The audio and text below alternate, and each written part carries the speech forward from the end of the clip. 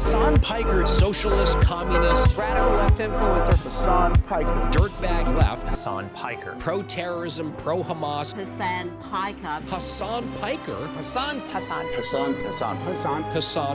Hassan Piker. Going on this vulgar rant, mocking wounded war vet for losing his eye fighting for our freedom. Have you ever heard someone mention the Streisand effect and wondered what they were talking about? This phenomena is named after actress Barbara Streisand. Sometimes when you try to cover something up, you end up bringing more attention to it than if you had just let things be. The assemblyman will not denounce Hasan Piker, who said, America deserved 9/11, dude. the assemblyman just said in his response, Hasan Piker says America deserved 9/11. There you go. There you have it. My friends, we have toppled a political dynasty. Now to the Michigan Senate race, where El Sayed is campaigning in Michigan. Appearing on stage at 2 Michigan campaign rallies. He's proactively campaigning alongside Piker. The man who says Hezbollah's flag is his favorite because it's dope. Why would you align yourself for raging anti-Semites? who has defended Hamas terrorists. Calling them the lesser of two Israels compared to the evils. Lesser of two. That's what I find a bridge too far. When I went up to my good friend Chat and said, hey, can you walk me through some more controversial statements of Hasan Piker, even ChatGPT went out of its way to soften the edges of Hasan and give me context. Thanks, but no thanks, ChatGPT. Hasan Piker is campaign poison. Placing yourself on the wrong side of a 90-10 issue is only going to make you look bad. It's going to be good for me. It's going to be good for the candidates that I work with. Turns out it was true. Abdul El Sayed at 27%. Oliver Larkin. Amelak Kuros, everybody. Nice to meet you, Hasan. Welcome to the broadcast. Thank you for having me. Oh my gosh. What's going on, man? What's up, dude? Good to see you again. And I really enjoyed that, yeah. How you been? He's trying to get that out. Wow.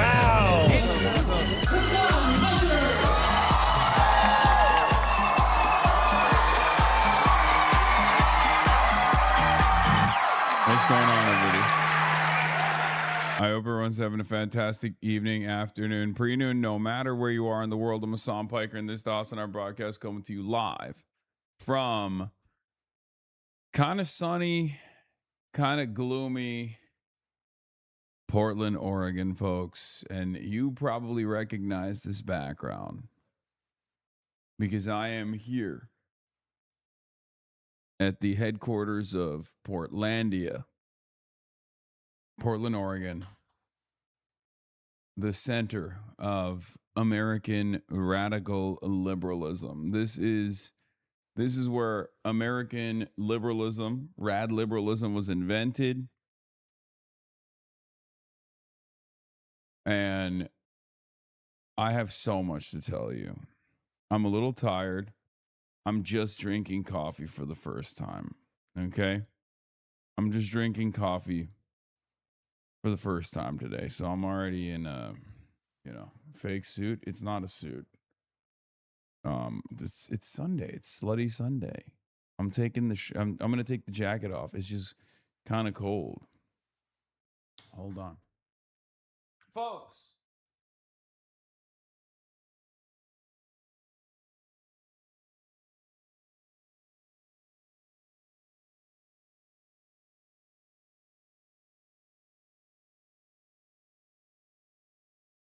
It's Slutty Sunday. I'm in Austin Show's house. Okay? I am in the home of Austin Show.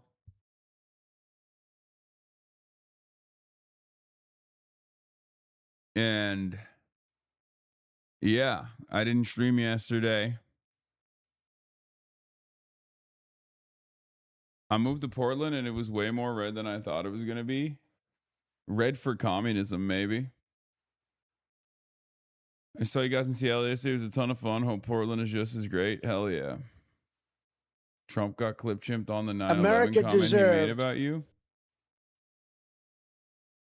Wait, I gotta go to the settings and fix some shit on this goddamn computer, dude. Jesus Christ. Yes, I would just have to change the default app to Google Chrome. That's it.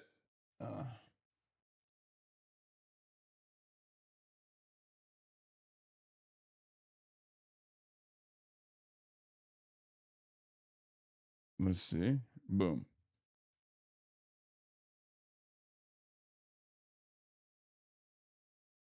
Also, Austin doesn't have headphones or doesn't have speakers. He uses headphones only. So I'm not in my element right now. But anyway, won't be slutty till you wear a crop top. Make a mess and steal all the food? No, dude, he doesn't have shit. I looked through his pantry. He doesn't have anything in his pantry. I can't even steal shit from him because he has nothing. It's actually kind of crazy. He didn't even have K-cups. Like, he has an espresso machine, and I called him earlier because he left to go get coffee. And I was like, well, I need to shit. In order to poop, I need to drink coffee in the morning. And there's an espresso machine, and I'm like, all right, well, maybe I'll be able to drink a little bit of coffee. But this espresso machine, get a dumpy out. He goes, oh, yeah, I used to have a Keurig. I don't have a Keurig anymore. But he has K-cups still. But he has an espresso machine, but he doesn't have an espresso cups. I've never seen anything like it. I've never seen anything like it. No, he got me coffee. He went and he got it and he brought it back. It's very exciting. It's all very exciting stuff. Okay. Anyway, I didn't stream yesterday, as you guys know. And that's because we had to shoot an episode of the podcast. We had to shoot an episode of the podcast, which we did. And then after that, we had to fly to... I'm fucking cold. Bro, it is cold in here. I'm cold. What are you wearing? Oh my God, brother. Cozy. What? That's crazy. You want me to get I can shut this vent if you give me you want me to shut No, it's fine. It's fine. It's fine. I can shut it. I'll shut it. It's fine. It's Is fine. it cold in here? I'll shut the vent. It's fine. Okay. I will. I'll go shut. No. Don't shut the vent. Don't shut the vent. It's fine. I'm good. I'm good. I got a blanket. I'm good. Anyway, what I was saying is we I don't even know anymore. I'm so fucking tired. Dude, I'll be honest with you. He looks like you guys just fucked. Yeah, I do. I feel like I just got fucked. Listen.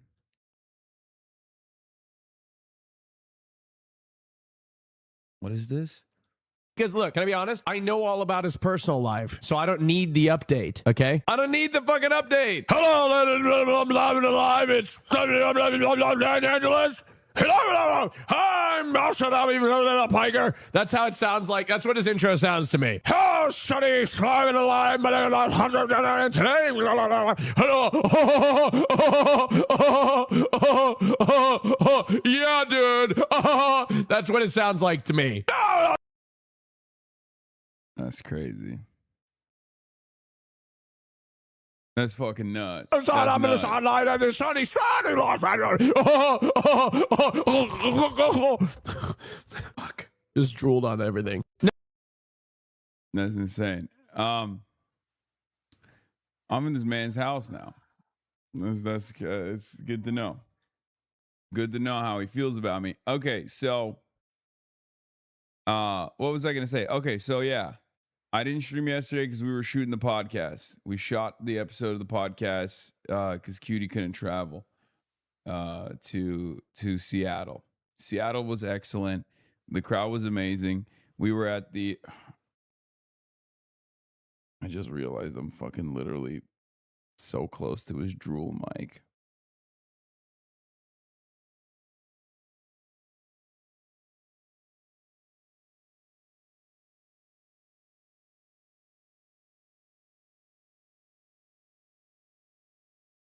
Oh.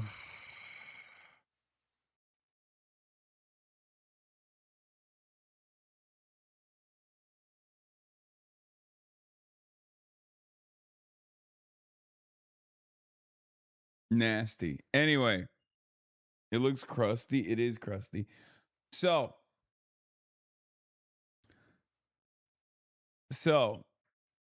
um, what I was gonna say is, yeah, we got into Seattle. It was crazy. Seattle was excellent. We did the show. It was wild. You're low-key being homophobic right now. Why? I just watched him suck this thing. And now I'm sucking on it myself. How is that homophobic? Did you hang up my fan? ... What do you mean? I don't know what you're talking about. Christian, this is my setup now. This is my setup now, Christian. How do you like it?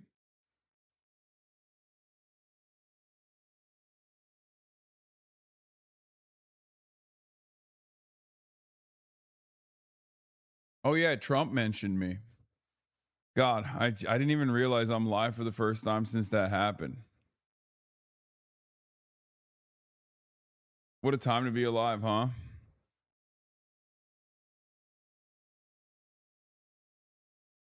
Yeah, a lot has happened. A lot has happened since yesterday. Yeah, Trump mentioned me at a rally. Everyone on the Republican side wants to assassinate me with a gun. They want to kill me with a weapon. Yeah.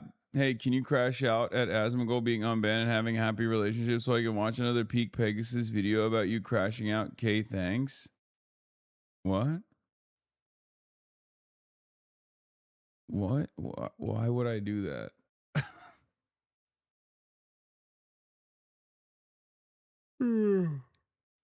Oh, I'm so angry. I'm so angry. Is that good?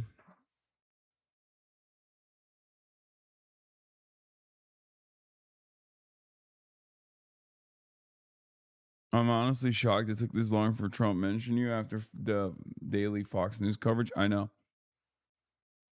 But yeah, that's it. There's just so much shit going on in the world, and my brain is completely fried. And I haven't been myself. This tour has taken a lot out of me. I don't know why. Maybe it's the travel.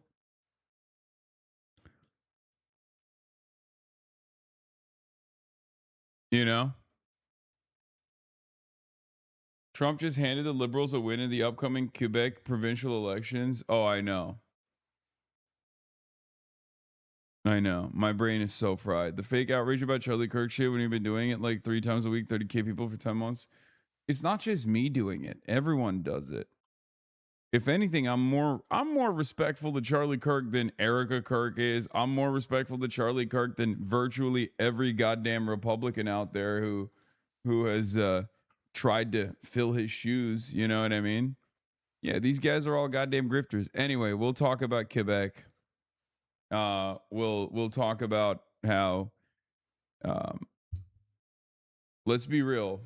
Going forward, it's going to be impossible to defeat the Liberals. Mark Carney is probably permanent premier, permanent Grand Vizier of Canada, permanent leader of Canada forever.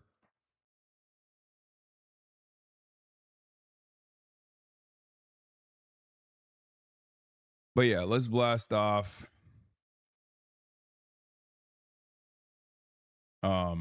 And let's get it started. It's gonna be a shorter day anyway. It's Sunday fun day. Every time SpongeBob photoshops his face onto someone to keep tweet caption, it says, "Is that?" It gets like 100K likes. I know. We want Avi. Yeah, I want Avi too, but Let's be real. Every time Trump attacks,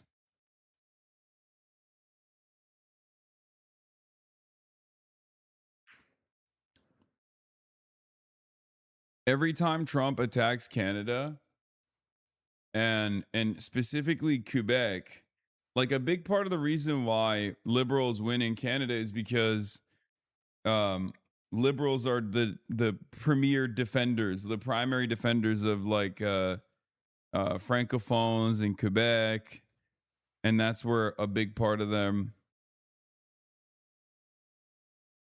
What is this? Professor Dave dropped another bomb today. Hey everyone, Probably why it's all the been a minute orbiters since are mad about you.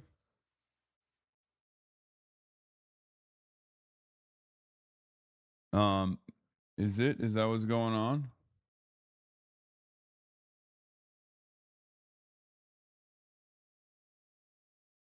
New Professor Dave video hit the timeline. It's 3 hours. Jesus Christ, 2 hours and 43 minutes. Yeah, I saw Jake Lang get his shit rocked.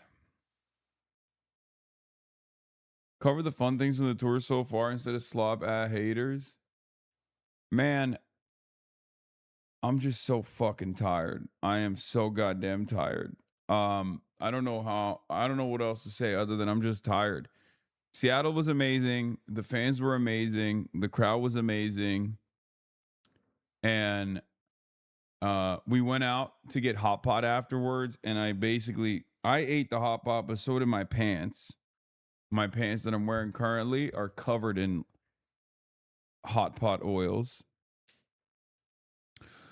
I'm still thinking about the hot pot. I'm not gonna lie, it was so good. Yeah.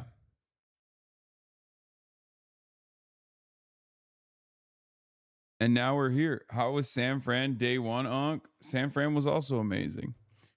It's really good. The crowds are amazing. Did you go to Heidi Lao? No, we went to a different kind of hot pot, but it was better. It was better than Heidi Lao.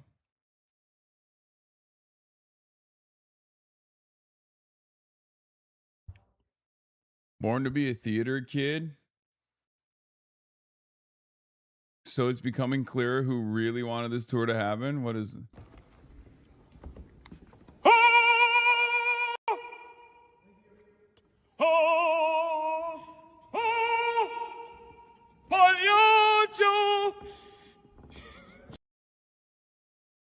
I had to hit that opera. Yeah. I had to hit the opera. I had to hit the opera lines, dude. It's so cringe. Fuck you. I was at the Seattle Opera House.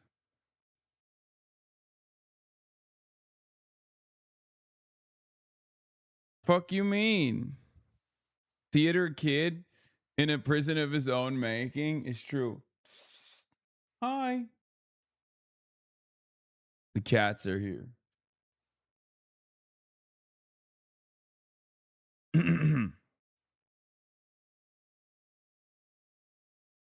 Yeah. Hit that Pavarotti. Pavarotti. I didn't see the VIP packages for tonight until after I purchased. Can I meet you guys? I was one of the first.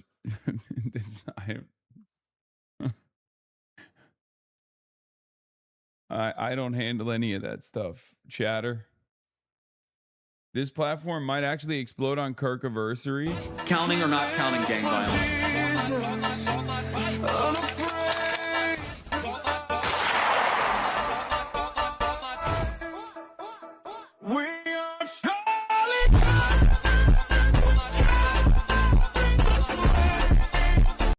It's so funny that conservatives are like, how dare you guys sing We Are Charlie Kirk at a rally? I don't even know what to say about this. Like, do they not know that basically what happened is, like, you know, everybody was shocked, everybody was horrified by his assassination, myself included, you know? I watched it damn near real time as it was unfolding. And then the conservatives went in extra hard and were like, oh, you literally have to say Charlie Kirk is awesome or else we'll fire you. And then everyone was like, yeah, actually, no, that's kind of dumb. Yeah, we're not going to do that. And then because the conservative movement was so aggressive in their posture, so aggressive in their hagiography, so aggressive in their martyrization of Charlie Kirk, that there was like an understandable, dare I say, inevitable backlash to it, where people responded by, you know, Kirkification memes, making Kirkifications happen. The answer to this isn't to say, oh, he's been jamming to the Charlie Kirk shit for months. Who gives a fuck? You guys are being so silly with that. The answer to that is you're pearl clutching. You're pearl clutching because this isn't him like belittling Charlie Kirk's assassination or mocking Charlie Kirk's assassination or celebrating Charlie Kirk's assassination. This is, you know, carrying the flame.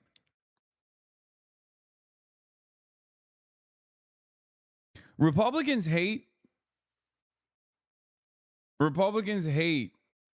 when, you know, when people give back like a fraction of the energy that they put out there.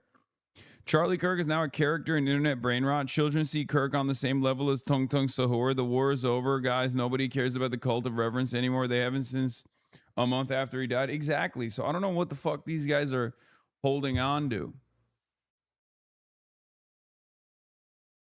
And I think another part of the reason why it just, you know, what I guess, like, you know, I guess they would be less mad if I had fireworks on stage like his wife. Like, is that the only way to honor it? Is that why they were mad? Because I was singing the song, but I didn't have the accompanying flares? Is that why?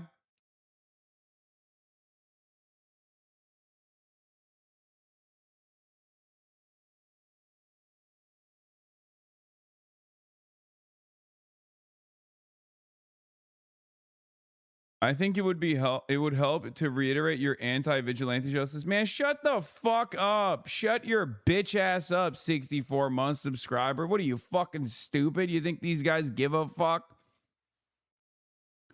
You think anybody gives a shit about anything? What do you want me to do? Start every fucking day by being like, I hate vigilante justice. I am against the death penalty. I am anti-war. Every day, dude. Should I start every day with that? Reiterate my positions. You think these cocksuckers give a shit? They don't. They don't fucking care.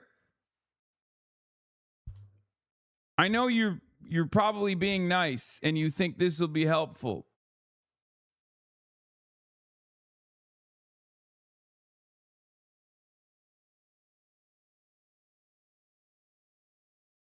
Anyway. Yeah, I think this is them gearing up for the Kirkiversary. They're going to do a new wave of manufactured outrage for the Kirkiversary, you know?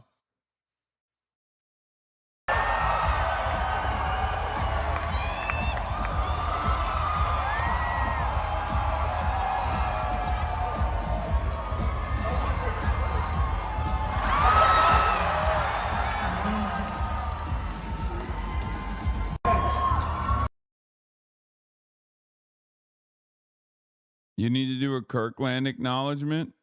Yeah. I mean, this is about to be one AK, dude. One after Kirk.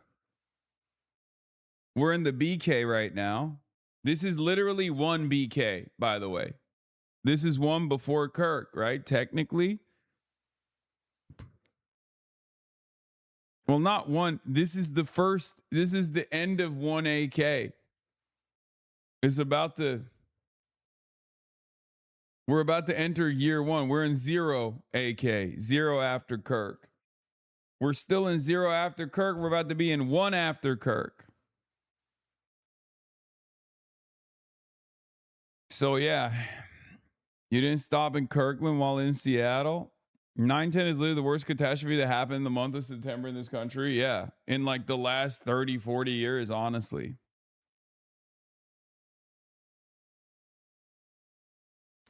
They're demons, they're hypocrites, they hold nothing sacred but demand that you do. There's no pleasing these jackals. They are in reality thousands of times worse than what they pretend to think woke one was or whatever with respect to cancel culture. Yeah.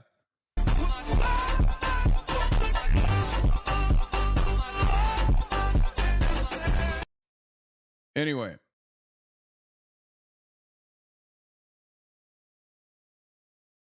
This is the one where he comes back, actually. Yeah. It's just like, it's tough. It's tough for me to act the way you want me to act with like respect and reverence when you have no respect. You know? And I don't even mean like, oh, this is hypocritical. You guys don't show any respect to anybody. I just mean like, you didn't show respect to Charlie Kirk. You know what I mean?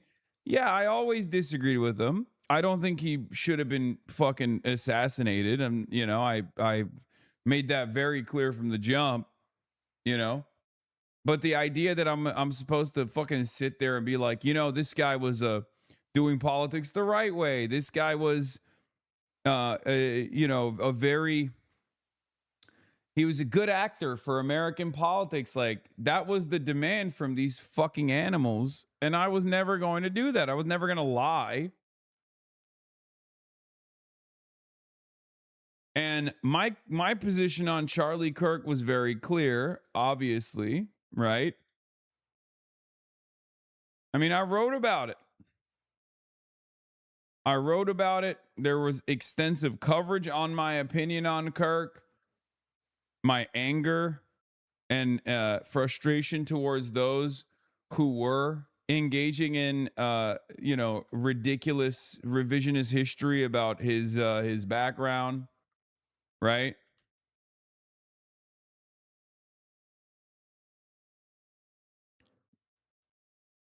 I was about to debate him. Like, he got killed. People of importance get assassinated.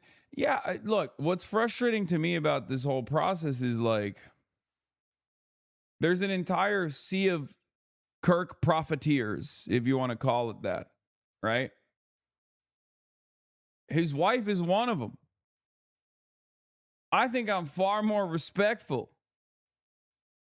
I'm just making fun of the fact that people were demanding this reverence, this great respect. They made this song, and it's not my fault that the song's a banger. It's not my motherfucking fault that the goddamn song is a banger. Okay? And at level 10 hype train, if we get there, we'll do a special. We'll do a special one. Clan has been shamelessly profiteering off of his death and endlessly attacking his widow for a year. Excuse me. We are clandestine operators. Excuse me.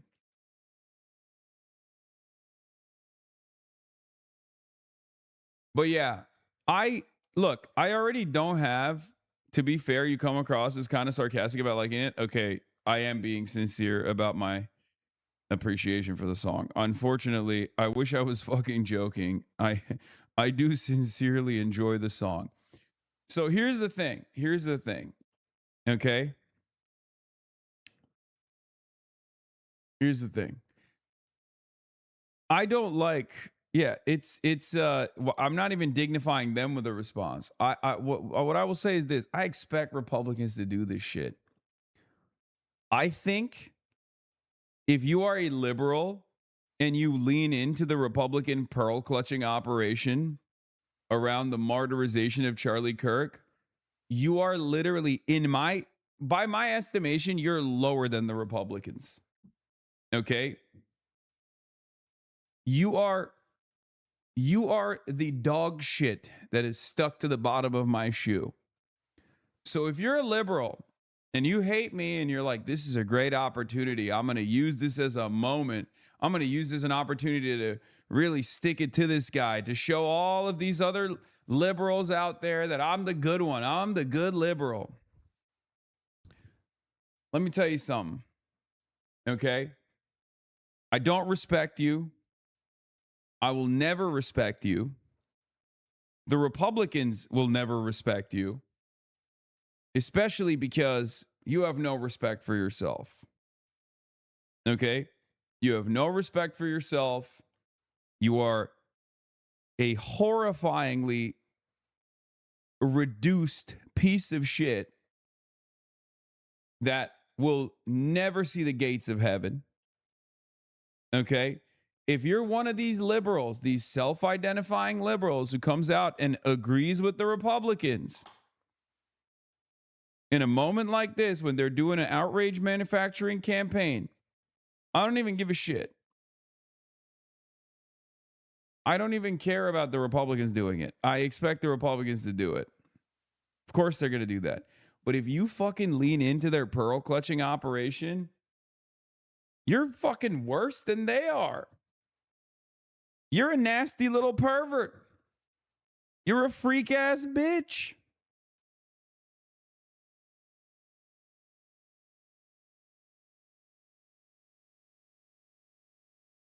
Never in a fucking million years.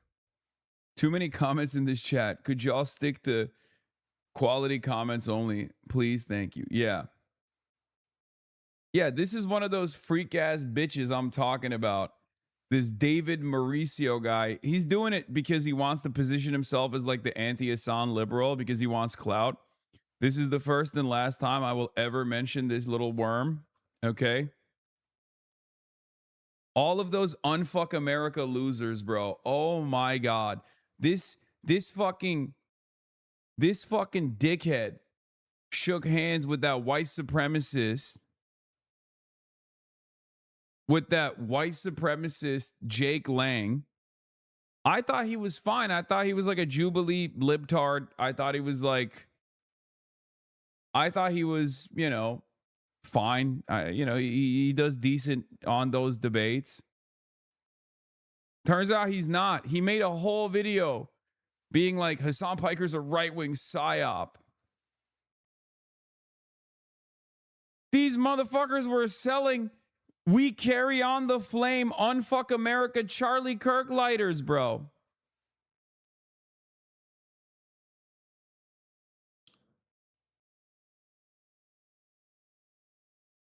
These are the motherfuckers who are complaining. Motherfuckers who made Charlie Kirk memes themselves.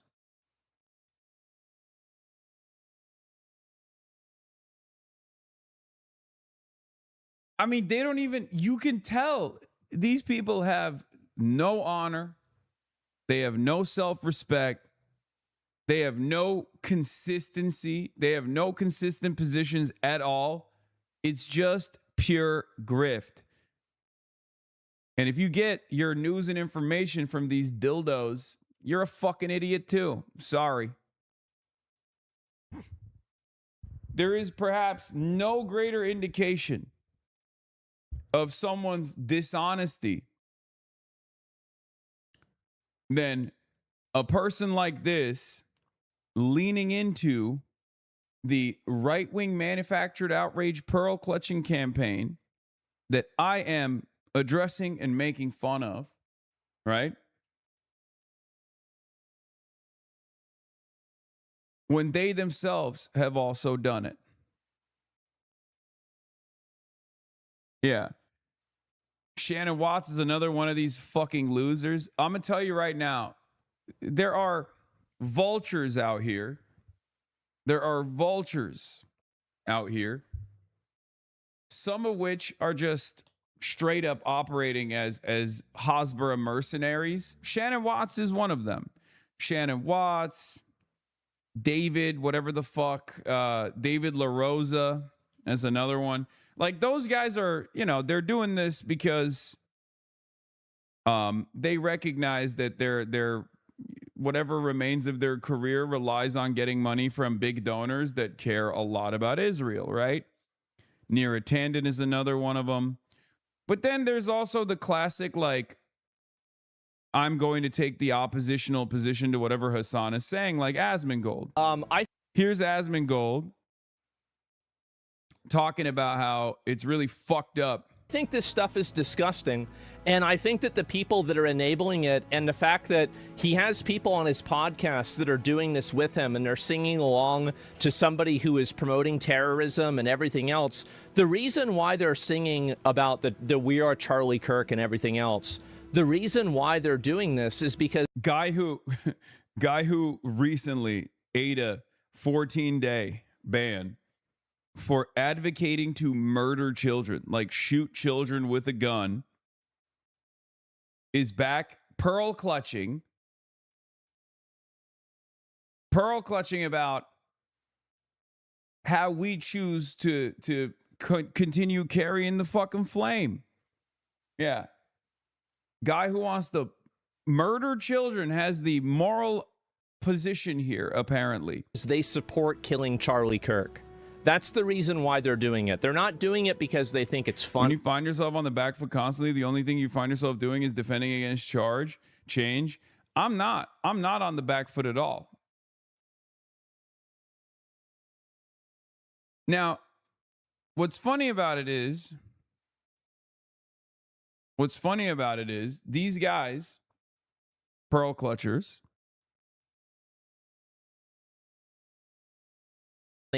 they're not doing it because they want to, make it a meme or whatever. They're doing it because they want to turn killing Charlie Kirk into a funny thing that isn't weaponized against them. That's clearly what the goal is. The song's just a meme.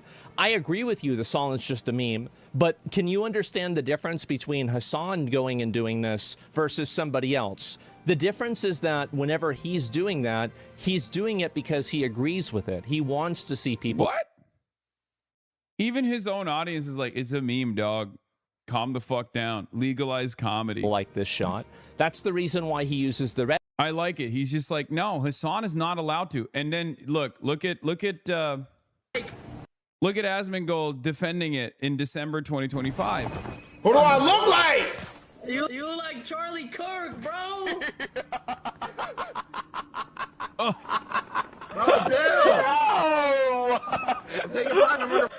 He does. He does. You do. What do you mean? It does look like him. Here's my outlook. I've been making jokes about George Floyd for years. Why can't people make a joke about Charlie Kirk? Fuck. Like, it's one thing to be doing it the day he gets killed, right? But like people doing it now, like this is a while ago. I love that this was back in December. But now even more months have passed, and now it's like, well, yeah, it's not funny. Thing that isn't weaponized against them. That's clearly what the goal is. The song's just a meme. I agree with you. The song is just a meme. Oh, man, like, of course you got, like, I make jokes about fucking 9/11. I make jokes about all kinds of bad, like, really, really bad stuff that has that happen. So if people complain, big difference, man? Not really. I mean, I make 9/11 jokes. I love that his entire argument is I'm not allowed to do it. Like, he just openly says it too. He's like, no, everyone else is allowed to do this joke. It's just only Hasan is not allowed to do this. Okay. Why? Because I don't like him. All kinds of jokes like that. But the problem is that I think it's okay, in my opinion, to tell a joke. The problem is whenever some people aren't joking. That's really the issue. And so that's really tell a joke. Which one? Yeah. And he'll say, oh, well, Hasan is not joking. Yes, I am. The fuck do you mean? X said you singing it was advocating for political violence. Again, no respect for these people. They are worm-like individuals, lower than dirt. My opinion on these people couldn't get lower. Like XQC coming out, XQC who literally campaign, XQC who literally, all right, we're done with that kid. We're done with that kid. You will eat a ban if you ever fucking link me his nonsense ever again. I'm just letting you know. Because he's very aggressively trying to cultivate a following for himself. We're not going to do that. No free clout. Okay?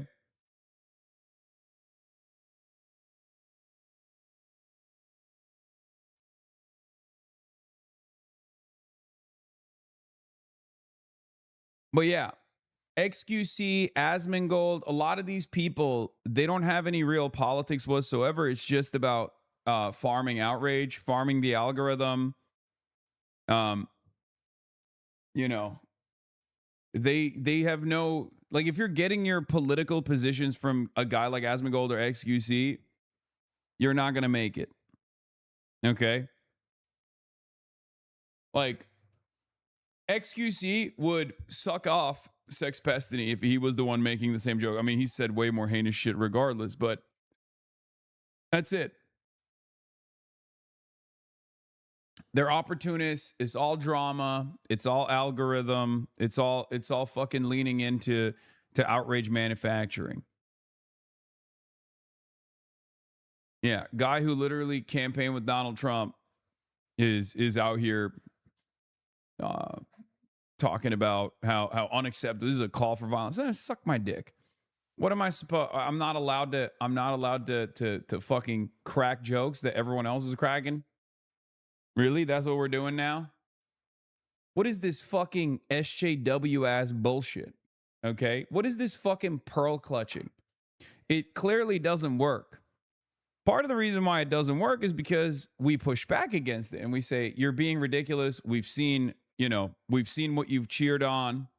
We've seen what you fucking got excited for. I'm sorry. This double standard is totally ridiculous. Okay, we were just talking about woke one. You can't behave like this.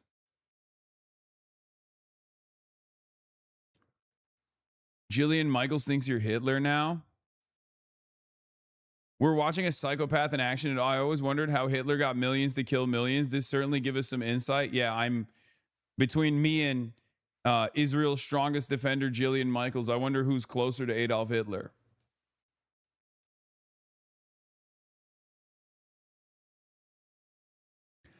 Anyway.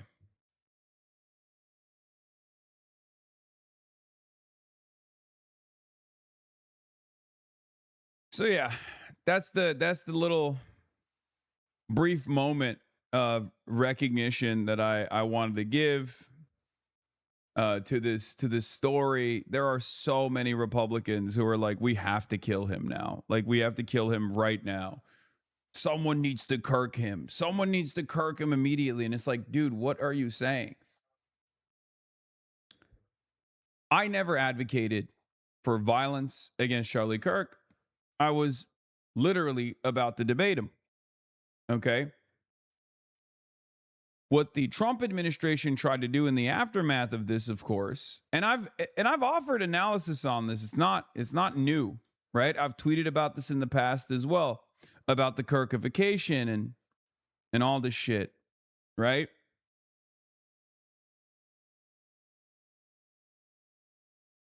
The real reason why a lot of the Charlie Kirk memes exploded on the internet was because of the way that the Republicans tried to martyrize Charlie Kirk, and it backfired.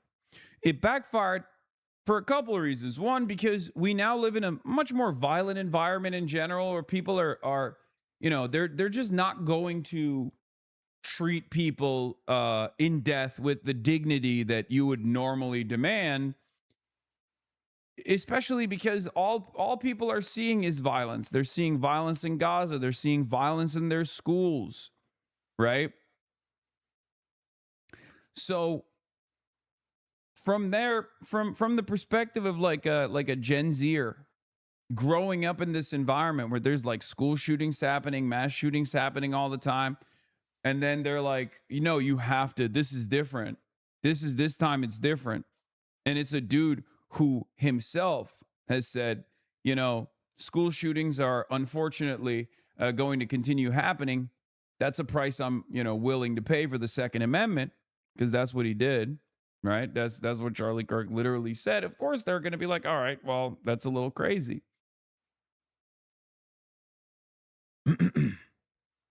Yeah, we got ICE agents gunning down people in American neighborhoods.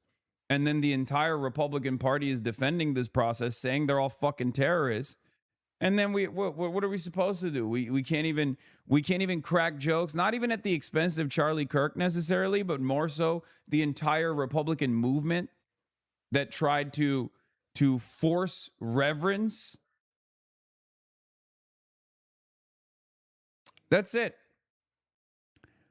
And I talked about this extensively at the time as well, when the Kirkification memes were exploding and people were like trying to figure out what happened here. They were trying to understand it. And I said, look, part of it is because all people have seen is violence. And the other part of it is because Republicans tried to crack down on left speech, political dissidents, and aggressively force reverence for a right-wing podcaster, to which people reacted this way about, because they were like, why would we? Why would we do that?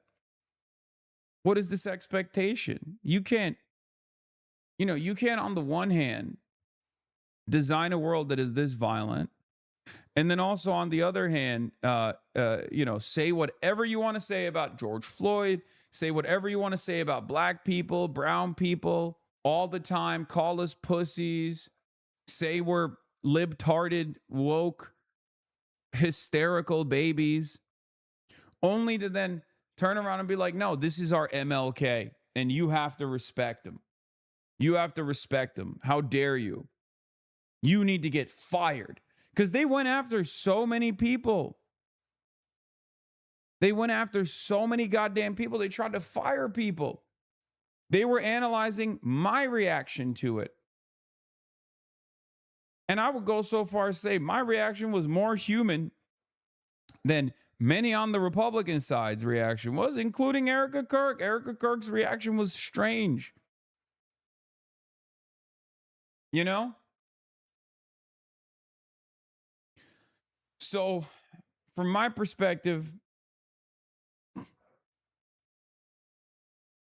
last year I taught 6th grade and I had a student who wore a Charlie Kirk t-shirt the day after he was killed. Not even a month later, he was memeing with his friends and playing We Are Charlie Kirk song and laughing about it. Gen Z and Gen Alpha do not give a fuck. Yeah.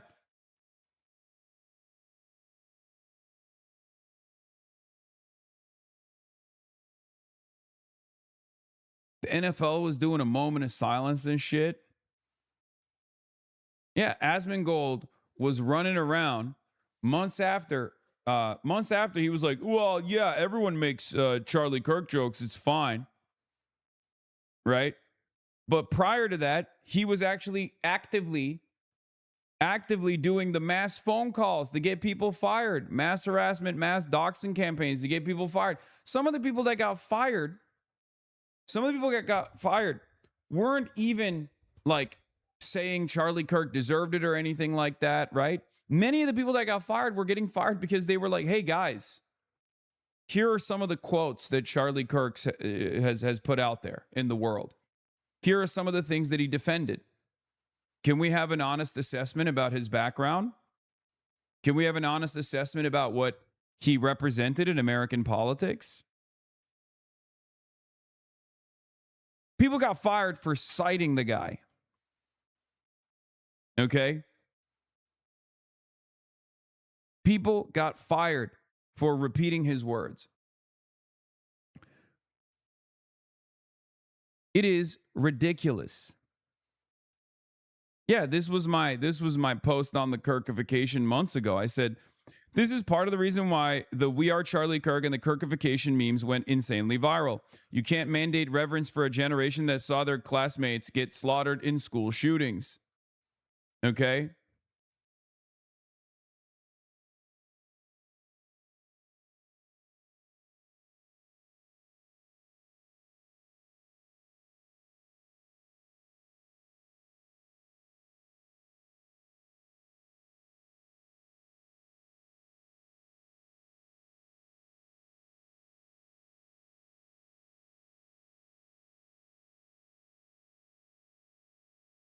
Yeah.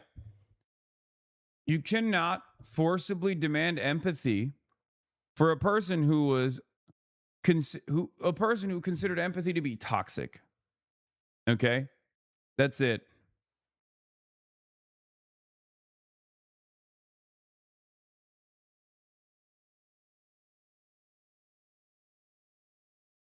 That's it.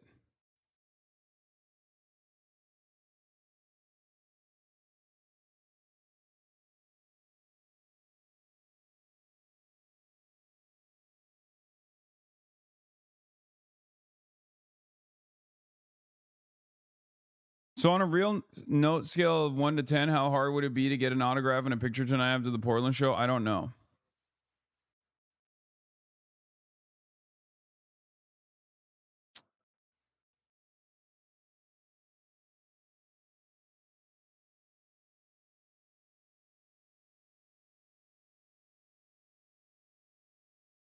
Yeah, Andrew Colvett, even back then, was in my fucking replies being like, no one mandated pro-Charlie posts. All that was asked was that they didn't cheer the assassination of an innocent, peaceful father and husband. I didn't do that, so why are you fucking complaining? I didn't do that back then. I'm not doing that right now. I'm not doing that at all.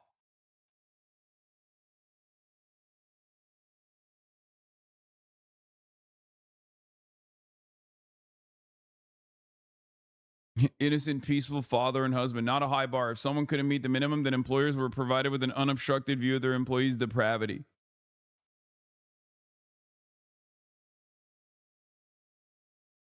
People who are outraged on Twitter always have a past tweet memeing about it too. Yeah, I think if you have in the past engaged in the exact same thing for other people, for entire races, entire populations of folks, right? But now you're like, how dare you do this? Then you're nothing to me, okay? Your opinion doesn't matter. If you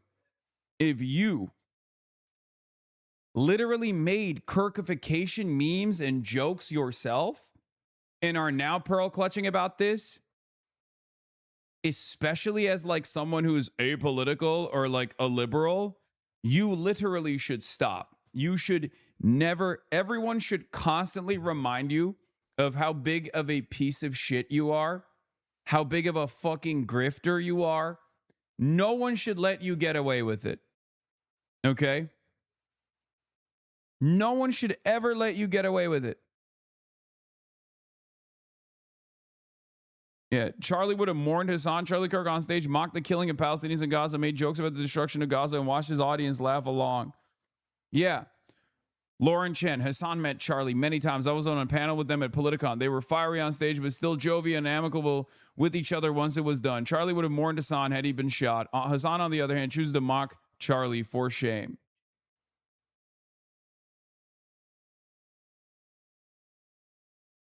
They're trying to do it again. And it's strange to me because while they're trying to do it again, the same like you have to respect Charlie Kirk, I need to make my position very clear one more time, okay? One, I never called for violence against Charlie Kirk. I was slated to debate him, okay? I met him many times. But that doesn't mean I agreed with him. That doesn't mean that I thought his worldview was anything but toxic, repulsive, odious. Okay? I think the violence that he was subjected to was unacceptable, wrong. It's very clear. I've said that from the start. But the idea that like we have to sit here and rewrite his history, we have to sit here and act as though he was a figure that you know we have to show reverence to. Completely ridiculous.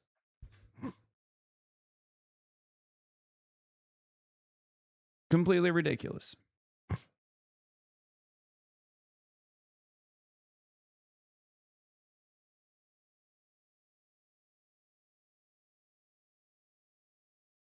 Anyway, especially when for the right, their goal has been to farm it to the best of their ability. For some on the right, there are people who wanted to, you know, take on his role in the Republican media ecosystem, many of which fought one another and are still warring with one another. For others, it was an opportunity for them to reframe their perspective, like the Nick Fuenteses of the world who have said way more heinous shit about Charlie Kirk than I ever fucking did. Right? Now those guys who spent their entire lives ankle biting Charlie are turning around and trying to present themselves as major defenders of his legacy. Nick Fuentes being one of them. It's fucking bullshit. It's fucking bullshit. And yes, Erica Kirk's behavior in the aftermath of Charlie's assassination was also so insane that most normal people who either didn't know anything about Charlie Kirk or may have even liked Charlie Kirk thought that that was a weird thing to do. So why are we forgetting all of that?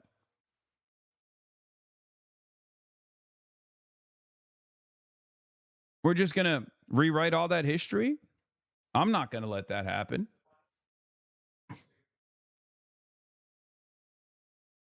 That's it. Anyway, do we have a playlist?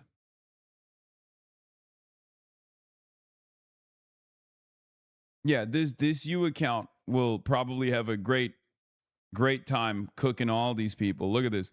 Rob Reiner was a loser. Naturally, his son was also a loser. He got addicted to drugs and allegedly murdered his parents. Looks like Rob should have spent more time parenting and less time spreading Russia conspiracy hoaxes about President Trump. I stand with President Trump. Every single one of these Republicans, every single one of these Republicans are monsters, dude. Get the fuck out of here.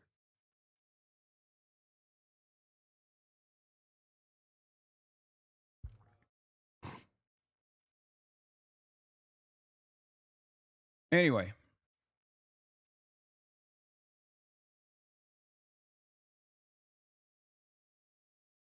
Selective amnesia. The hypocrisy knows no bounds.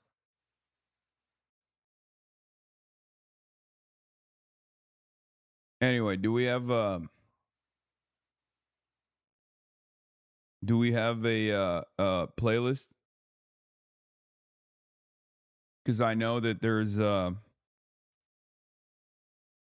lot of news going on. I know that Trump is doing the Indy 500 or whatever in DC, which my controversial opinion is it's actually not that bad. It's kind of cool. Far right last year, if you don't sing We Are Charlie Kirk at the Chicago Bears game, we're going to get you fired from your job as a bus driver. Far right now, how dare you sing We Are Charlie Kirk? That's basically a hate crime.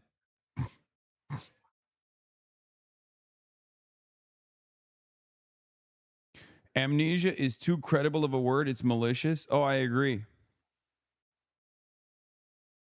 As an indie fan, I hate it.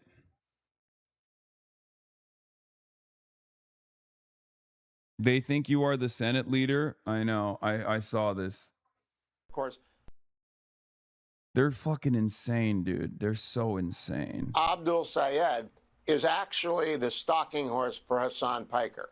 So the real election, when it comes down to the Senate, in every single state, whether it's South Carolina with Darlene Graham, up in Alaska with Dan Sullivan, the election is going to be between who's going to run the Senate, John Thune or Hasan Piker.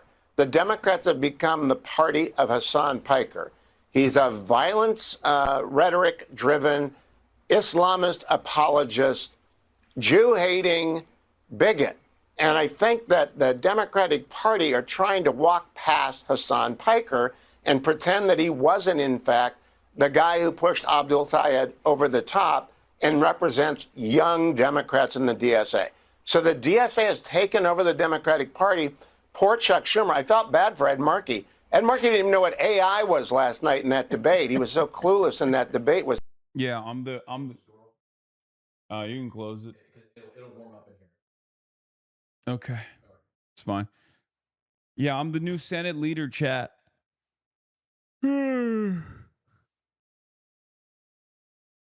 Polls are so bad in Texas. So I think Democrats are scared that they're talking a good game. They don't have much money. They got terrible candidates, and they got the burden of Hasan Piker. And I can't stop talking about him because El Sayed put on this Hasan Piker suit, had him come in the night before, stuck around the day after. Now he's stuck with him for the whole election, and most of Michigan is saying, that's not us. Yeah, they even had... Yeah, fantasy land.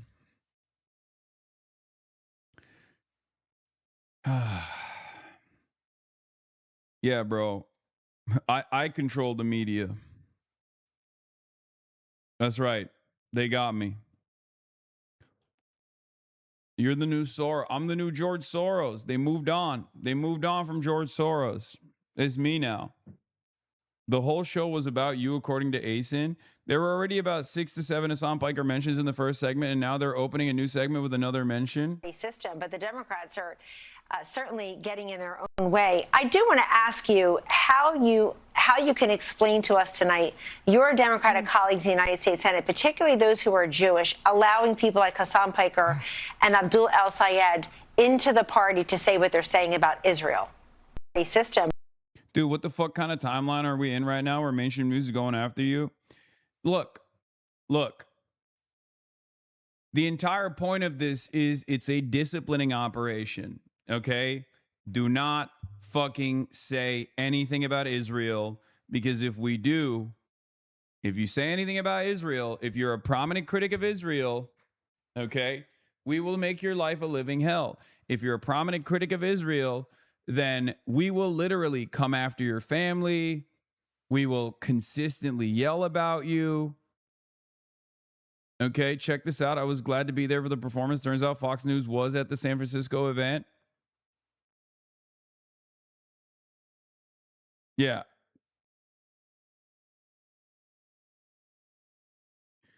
The whole point is they're trying to get someone activated enough to come and kill me. Okay? That's it. It is so that it is a lesson for all to see and hear and acknowledge that there are certain forces you are not supposed to mess with in society. Okay? You're not supposed to go after corporate interests that hard. You're not supposed to go after Israel that hard. Your voices should never be heard. Because at the end of the day, I am simply a megaphone. Okay? I am just a megaphone for your anger. I am just a platform for your frustrations. They obviously can't go after all of us. So what they're trying to do is, take care of someone who is a large enough platform.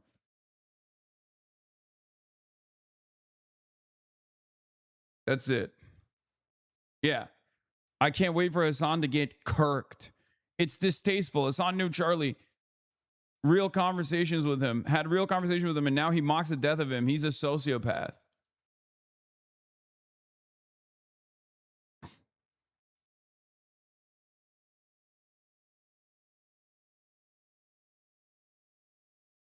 It's ridiculous. Yeah. Guy who also hated Charlie Kirk and is LARPing. 100%. If a right-wing extremist assassinated the most prolific youth organizer on the left and under a Democratic administration, they would outlaw conservative politics by the next morning. Yet we allow Hassan Piker and the DSA to gloat over the murder of Charlie Kirk with impunity. No one is gloating over the murder of Charlie Kirk with impunity.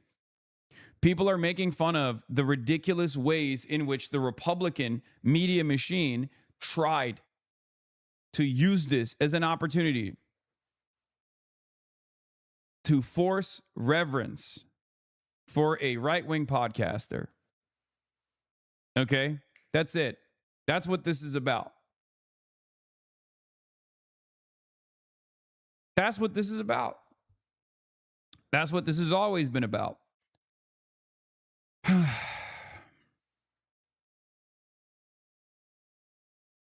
The pearl clutching is next level. I know. And it's so nasty too. Like, not just the pearl clutching. The pearl clutching is one thing. It's annoying. It's a nuisance. I think most people understand what's going on though. And the people who refuse, or the people who are pearl clutching from the liberal side, are doing it because they have their own personal agenda. That's whatever. What is really frustrating in general is whenever people just like clipped stuff that I'm talking about, right? I'll go on like a long rant talking about how Zionism isn't Judaism and how tying all Jews to Israel's actions is increasing anti-Semitism in the country. And they'll be like, well, Hassan wants bad things to happen to Jews. Like, no, I don't, actually. I don't.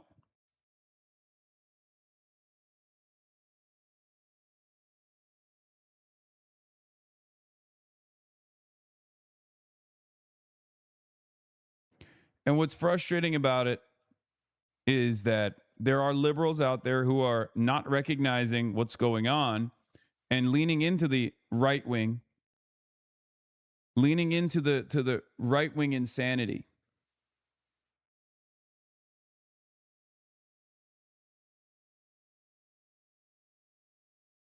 The Jews are regrettably bringing anti-Semitism upon themselves with their bad politics/behavior is a classic argument used by anti-Semites, including Hitler.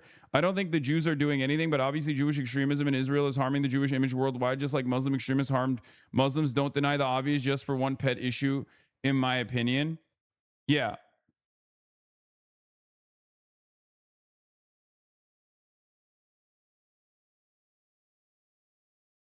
And then Neera Tanden does this. It's a genuine advice meant in the spirit of goodwill to tell any leader to stay 100 miles away from Piker who is morally repugnant and repellent to the median voter.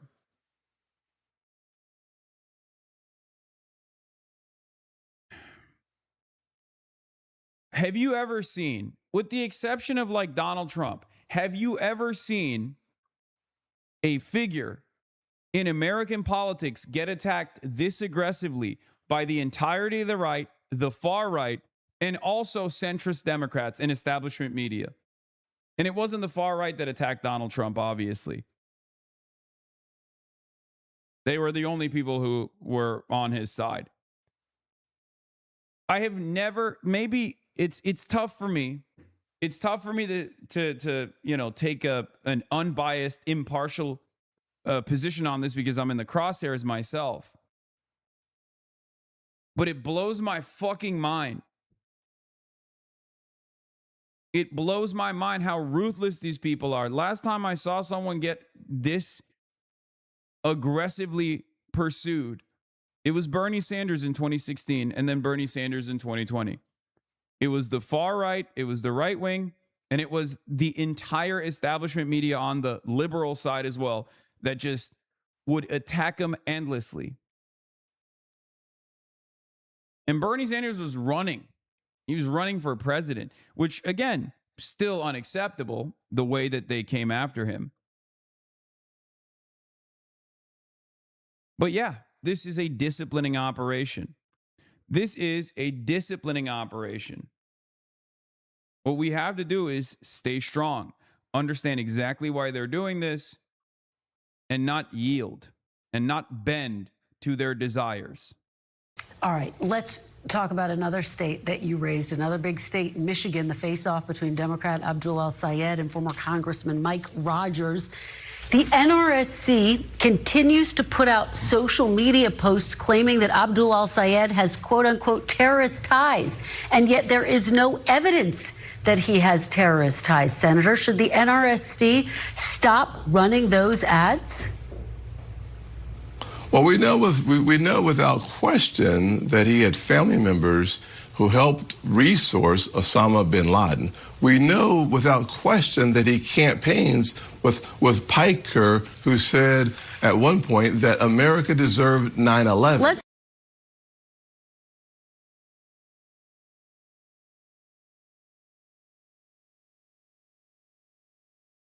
I mean, what can I say about this, dude? He literally, this is a prominent Republican politician actively claiming that I'm a fucking terrorist, like doubling down on the lie. Stay focused on al-Sayed, though. Let's stay focused on al-Sayed and what he has said and believes in. There's no evidence. This motherfucker's calling me a terrorist on TV, bro, on Meet the Press. It comes down to AIPAC, right? Yes, of course. It comes down to not just AIPAC, but the entire media apparatus that Israel deploys, like Israel sympathizers deploy in general. That's also part of the reason why Kristen Weller doesn't turn around and go, are you calling an American citizen who is a podcaster a terrorist? Because like the normal response to that is not just to turn around and be like, let's focus on Abdul al-Sayed, because he is focusing on Abdul al-Sayed. He's saying Abdul al-Sayed has allegiances with terrorists. Okay.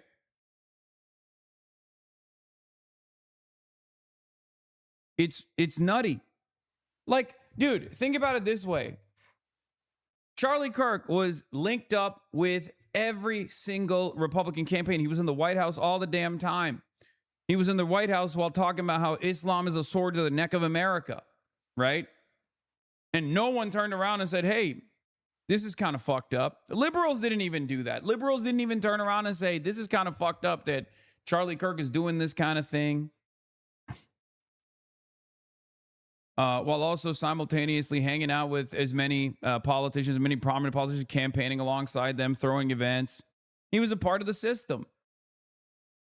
If someone were to turn around and say Charlie Kirk is a terrorist, I'm fairly certain that even liberal media would say, okay, that's a bridge too far. I don't think he's a terrorist. They regarded him as a conservative activist. He was a part of January 6th.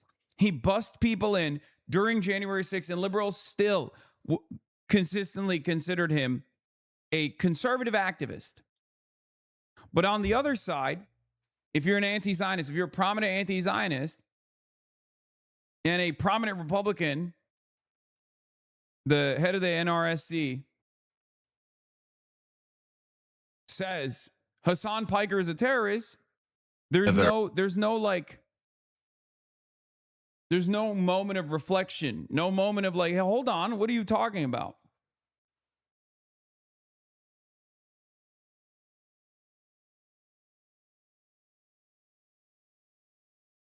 It's just Islamophobia. There's no other way to cover it. And I know the black folk in my audience understand exactly what's going on. Brown folk in my audience know exactly what's going on. Muslims in the audience know exactly what's going on. It's just, there's nothing you can do about it. These guys, this double standard is glaringly obvious. They're just not going to solve it. They're not going to solve it anytime soon, especially because currently it's unbelievably beneficial to churning out Hasbara, churning out Zionist propaganda, as the Israeli foreign minister has openly admitted that their goal now is not to get people to defend Israel necessarily, but to just really dial up the Islamophobia in the Western world, because they recognize that they have no success in getting people to defend Israel. It's not going to happen. Birds of a feather flock together. The company you keep does matter. We all know that. That's something we learn in elementary school. Well, let's go to where he stands on the issues, though. There's a reason why even former Biden administration folks are joining with Republicans. Yeah, they're talking about Michael LaRosa, right?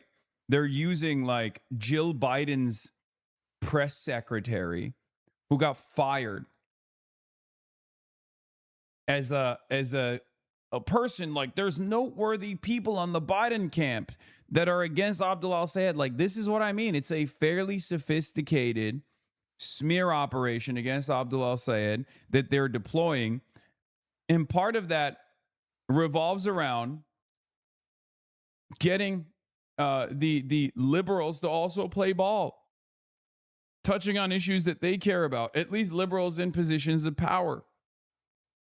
Liberals in the media are also very precious about their favorite emotional support apartheid state.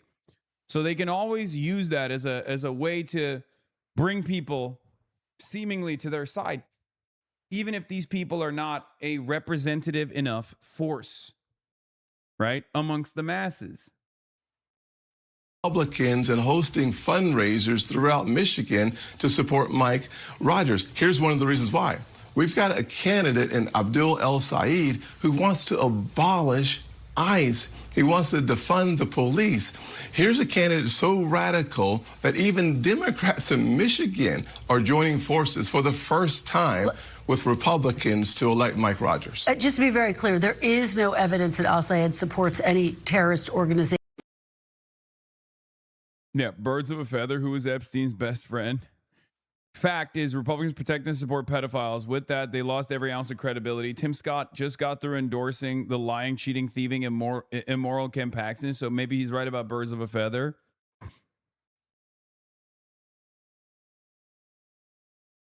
What Welker should have mentioned, on day one of his presidency, Trump pardoned hundreds of domestic terrorists, so fuck off. Piker has no terrorist ties, but it is true that the Trump regime is a fascist and by far the most politically motivated. Violence is on the right. So it's actually Trump and Mike Rogers and Tim Scott, for that matter, with fascist and terrorist ties. Yeah. Piker's not a terrorist either. What idiots.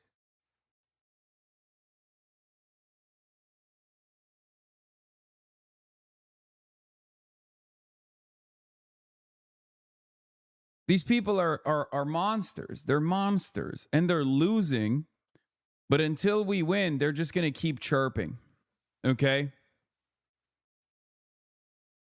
Until we win, they are going to try to do their very best. Yeah. Matthew Hassan also had another good point about this. Democrats on my timeline claiming the party should distance from Hassan Piker because he was singing a song mocking Charlie Kirk.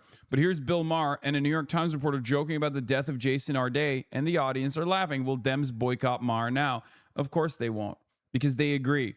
By the way, it's quite instructive that Islamophobia doesn't just stop. Like, that kind of racism, that kind of bigotry never stays with just Muslims, right? Because those people are also anti-black too. They're also anti-black as well.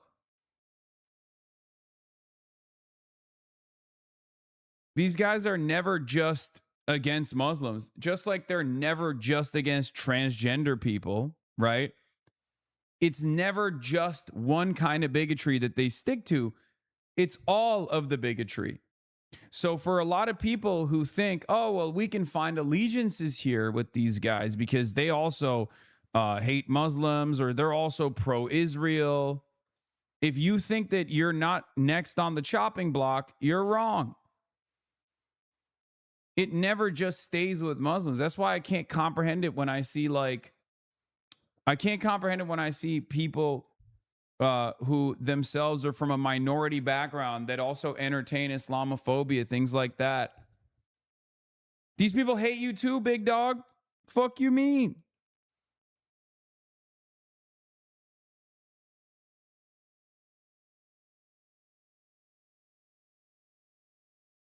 Yeah, and it's the reason that, and it's my last question for you, because you've been a part of many a media frenzy covering what you have to say. What do you make of the media frenzy around Hasan Piker right now and his role on a couple of campaign trails for lots of progressive challengers?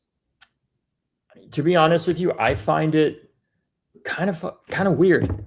Like, he's a streamer. This guy is not an elected official, and there's a lot of elected officials out there that are saying incredibly horrible thing. Like look at this Andy Biggs conversation, right? Like, you have two candidates, one who's a huge Islamophobe and one who is clearly an anti-Semite, and we can't seem as a party to acknowledge that both of those things are really, really bad, right?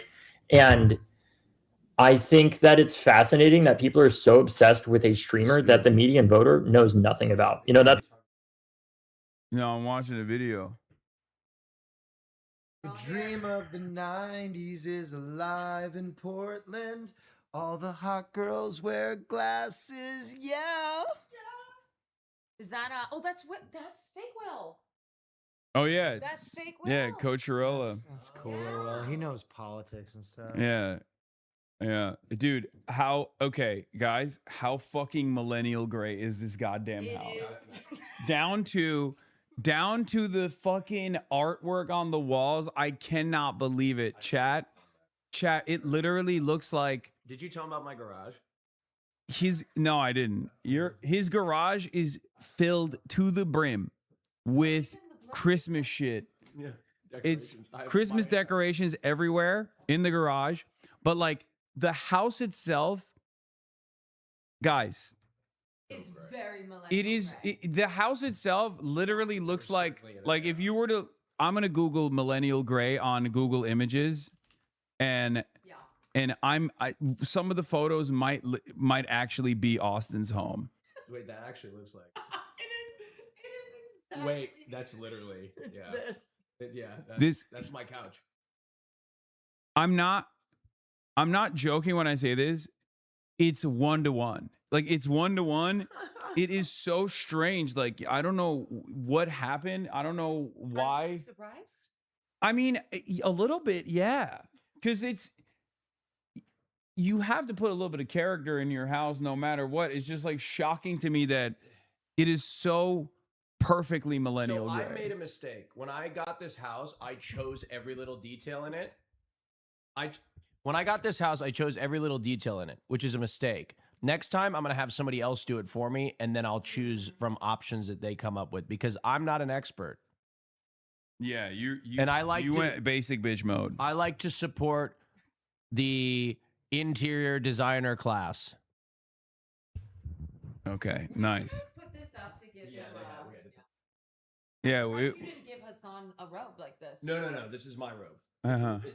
We're starting to transition into the fall, so it's starting to come back into season. Do you wear that robe all the time, Yes, or are you like, just actually, doing and it? I wear these slippers too. Nice. Always in it. All right. Anyway, we'll get out of here. It's just really funny because like, Is it still warm in here? Is it good? no, it's good. It's good. It could, if you close the door, it's great. No, I'm good. Thank you. I cannot believe it. Is Gen X gray, not millennial? Lamau, we're defending millennials. No, this is it. Chat. This, I think, is a photo of Austin's kitchen. Like, I'm not even joking. I had not been here, right? And I clocked it from hundreds of miles away. It is. But Austin, you are gay. Is your house the most straight thing about you? It's not even, guys, it's not gay. It's not straight. It's nothing. I don't know how else to describe it. It straight up, like, I want to show you something, okay? Like I want to show you the artwork inside of a millennial gray home, okay? Oh my God, it's exactly like this. Oh, this. He has stuff like this on the walls. I'm not even kidding. All of his art is black and white. The entire home. All of the art is black and white. There's like lettering art as well. Yes. It's shit like this. I swear to God. It's default. It's like the millennial gray default build out. And it's awesome. I don't know how he did it. I don't know why he's so consistent. I don't know how he was capable of this level of consistency.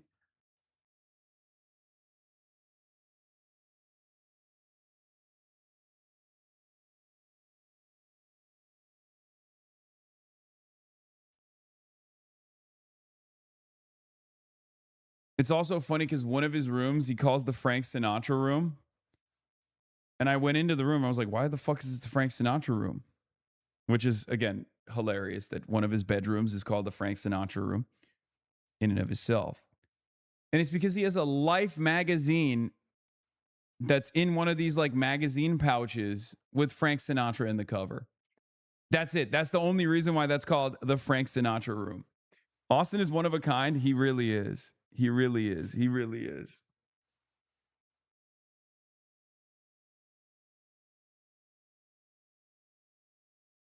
Incredible stuff. Not to diss Hasan, I think you would probably agree with me generally that like they don't know who he is. And I think it speaks to the fact that a lot of moderates in our party don't have an actual vision that they are fighting for other than the center, because they're constantly repositioning themselves on the political spectrum to say, you know, I'm going to be in the middle, but the middle is always changing. And instead, what people are looking for is somebody that actually offers a new vision. I'm an interior designer for offices, and 90% of my job is matching different grays with each other, and I want to kill myself. Yeah, you and Cutie clocking his house. Like millennial gray. Wait, hold on. Wait. Come on. Wait, yo. What? We clocked it so hard. Why is it called millennial gray? Because no one likes it anymore. Yeah, and it's also very basic. No one likes it anymore? No, I don't know how to tell you that. Do you but I not like don't. it? Like, It's giving what? starter home. No, it's not giving. This is why interventions don't work. My Sometimes gray. they just say no. I love my gray, and I have white cabinets. Yes, do they have black handles? Yes. Yeah. What's crazy is I had never been inside of this home. Okay, I had never been inside this home, and yet I knew.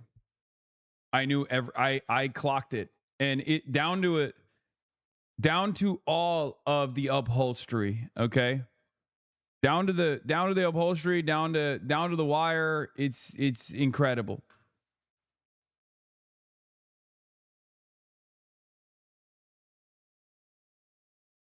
How the f do you Matt? know? Yes. You've got one of those dumb modern tubs that look like it's like this. Oh yeah. A freestanding one? Yeah. Okay. Oh yeah. How do you know this? When you look at my house, Yeah.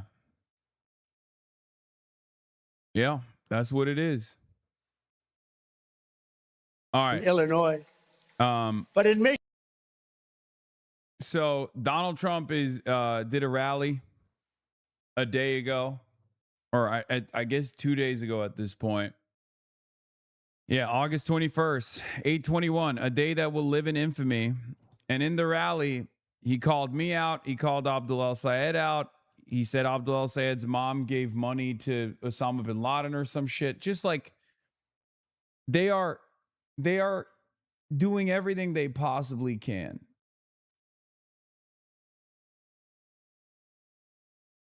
to claim that Abdul al-Sayed is a terrorist. Yeah, he called me out on 8/21. He really did. A day that will live in infamy. A day that will live in infamy on this broadcast. Okay, no matter what, we can't get away from the 8/21 curse. It's bizarre seeing the same scapegoating that content creators deploy for years become a genuine strategy for the midterms.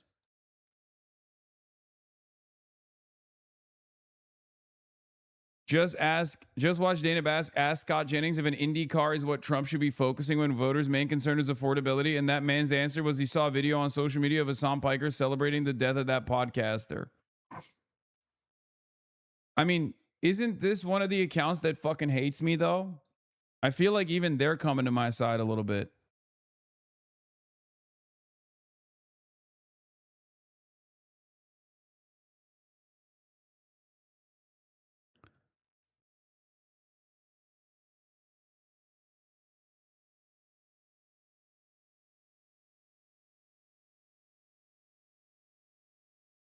Yeah.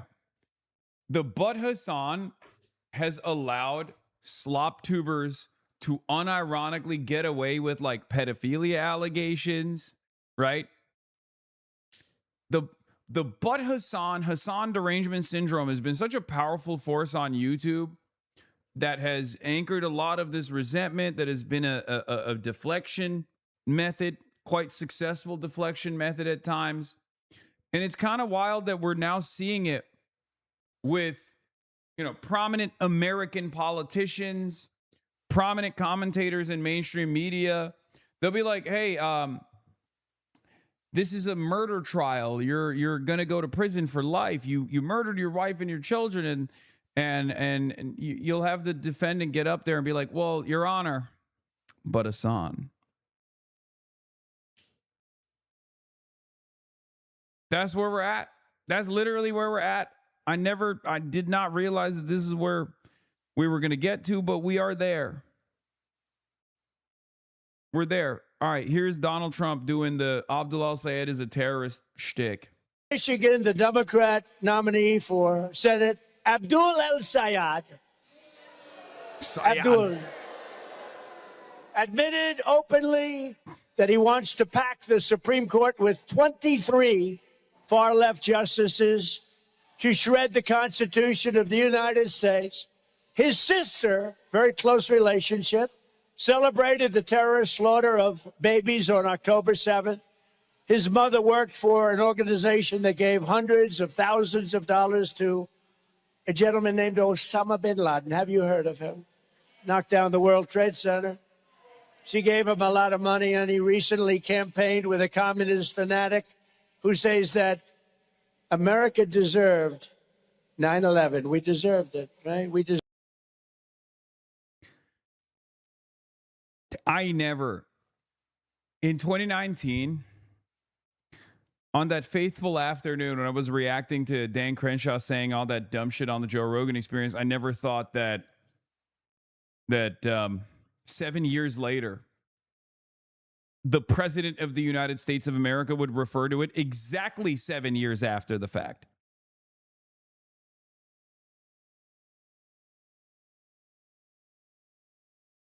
Seven years to the day. Now, of course, what's frustrating about this is Donald Trump has called in on the morning of 9/11 with joy, with glee in his voice, to a local news station to talk about how Trump Tower was now the tallest tower on Wall Street, now that the Twin Towers have been destroyed. So, you know.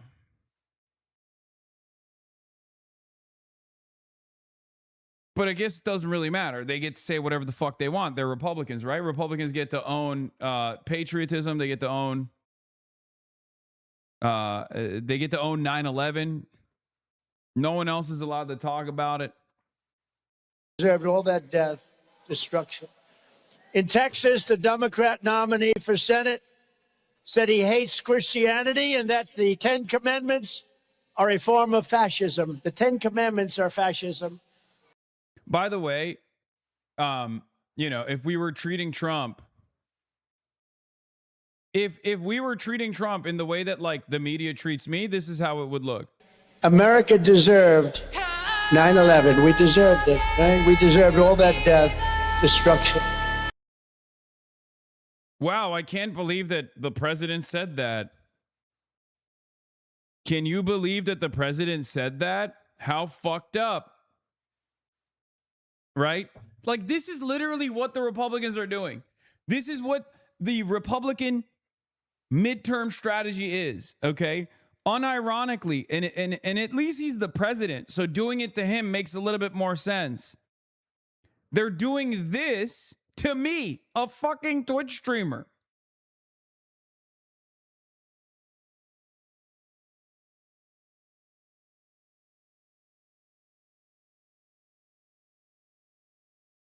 Yeah, this is when he called in.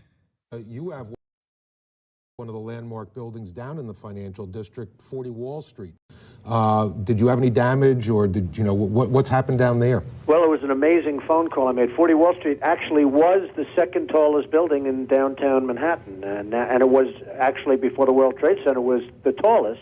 And then when they built the World Trade Center, it became known as the second tallest, and now it's the tallest.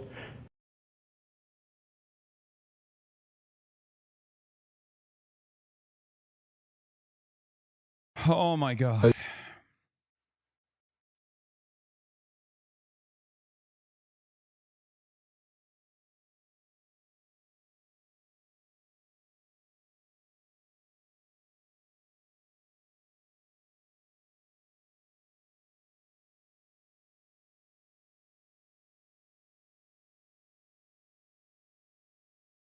Just clipping sound bites.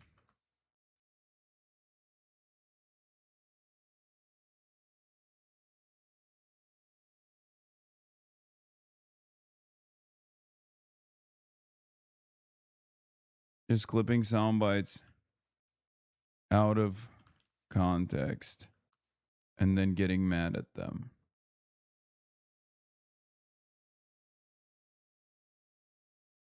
By the way, he said that on 9/11, the morning of 9/11. Man, I love you, but you cannot go around campaigning with politicians and still call yourself a Twitch streamer. I am just a Twitch streamer. I am. Okay? But regardless, that's not a cop-out. Like, my point is, I'm not saying, oh, I'm just a Twitch streamer as like as some kind of cop-out. It is ridiculous. Even if I was a fucking politician and saying this shit, Okay. Even if I was a politician, obviously the expectation is very different from a politician, right?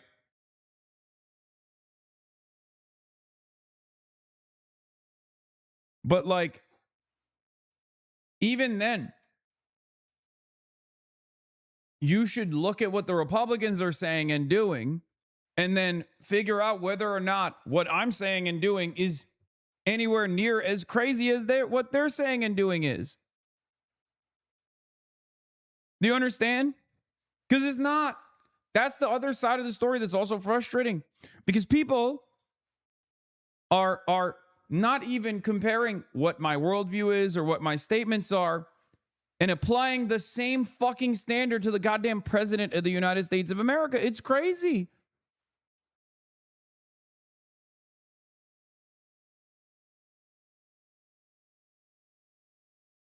It's crazy.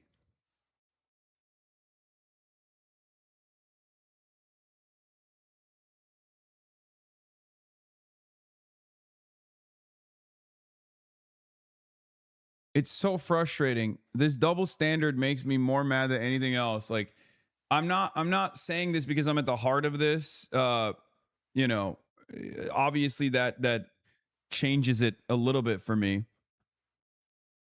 But like, this is something that I've been pissed off about my whole damn life, dude. It's not new. I hated it when they were doing this shit. I hated it when they were doing this shit to Democrats as well. Democrats that I don't even like that much.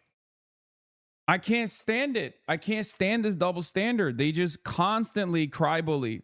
And the Democrats always let them get away with it. We have to stop with this. Stop backing down. He's a disaster, that guy. That guy is a disaster. And just last week, the entire Democrat National Committee voted to abolish ICE, meaning the official Democrat Party platform now is, on top of everything else, they want to do that. I mean, they want to end all enforcement. They want to end law and order in our country. They want to make it worse than it was. When I took over, our border was being overrun by millions and millions of people. Ultimate 25 million people throughout the 4-year period came into our country. They want to make it easier. Was that a good thing? Was that good or bad? I think she said Trump Nation. I like that. I like that. I like that. Leave her alone. Don't do it. She said Trump Nation. That's okay.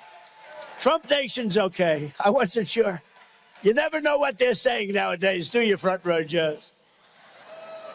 But communism is the single greatest threat to our country in history, including World War I, World War II, Pearl Harbor, 9/11.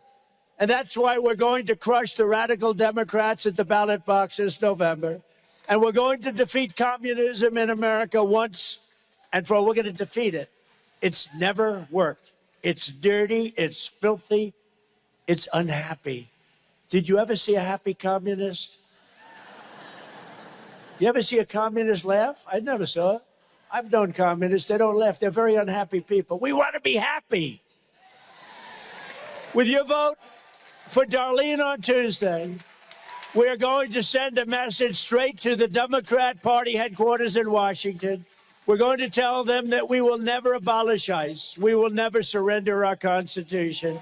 And we will never allow our country to even think about being a communist or even a socialist country. We're not going to let it happen. Why? Well, I don't know. I don't know. This guy has a kill your local pedophile shirt on. Normally, guys that wear that shit are like always right wing. Could be a former Trump fan turned Trump hater. It's pretty awesome. You are a devolving old man. Like, look who's talking. You're a devolving old man. Look who's talking. No, this is guys who normally wear like kill your local pedophile style shirts. Unironically, are unironically, big fans of Trump.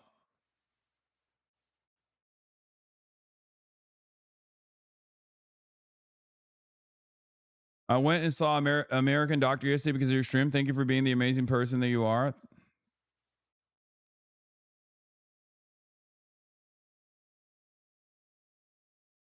The Hogs are losing the rally energy. They can't eat half of their treats and it's showing at the spots where they used to hog out the most. I agree.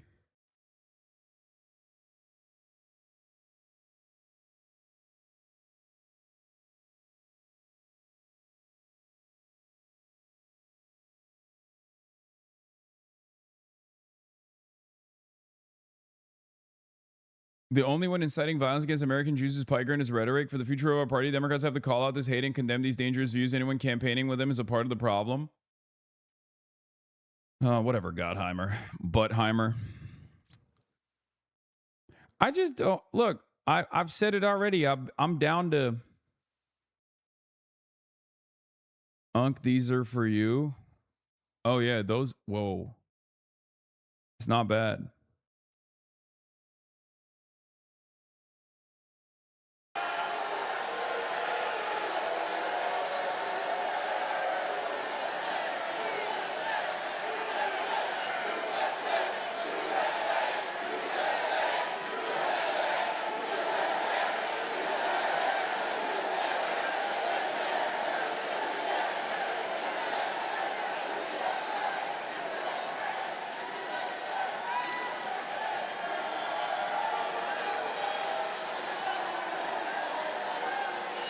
They have not produced one single clip of you saying anything anti-Semitic ever, Law. I know.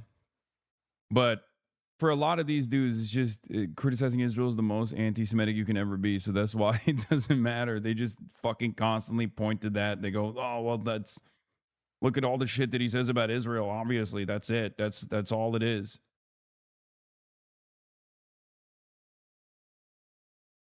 That's all they got.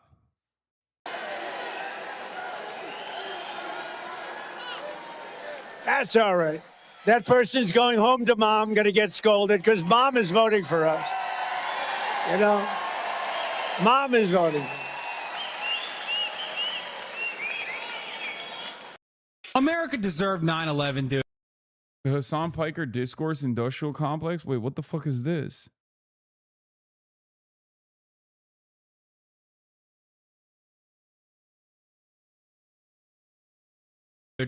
I'm saying it. The question here is, come November, will those Haley Stevens voters really vote for the guy who's the socialist dreamboat of diversity? We got a silly gym nice rat effort flex post. and his tight-fitting black tee.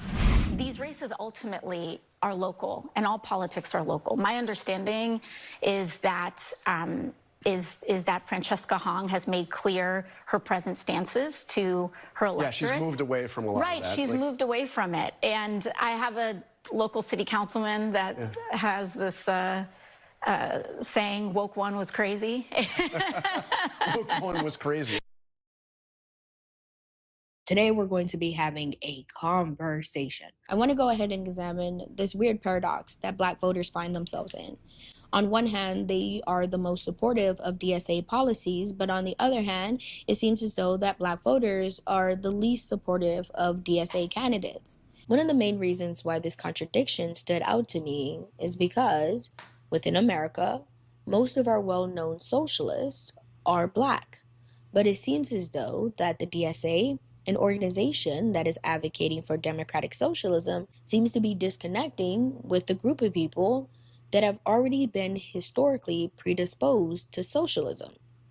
So in this video, I want to go ahead and examine why exactly there seems to be a drift between the Black voter base.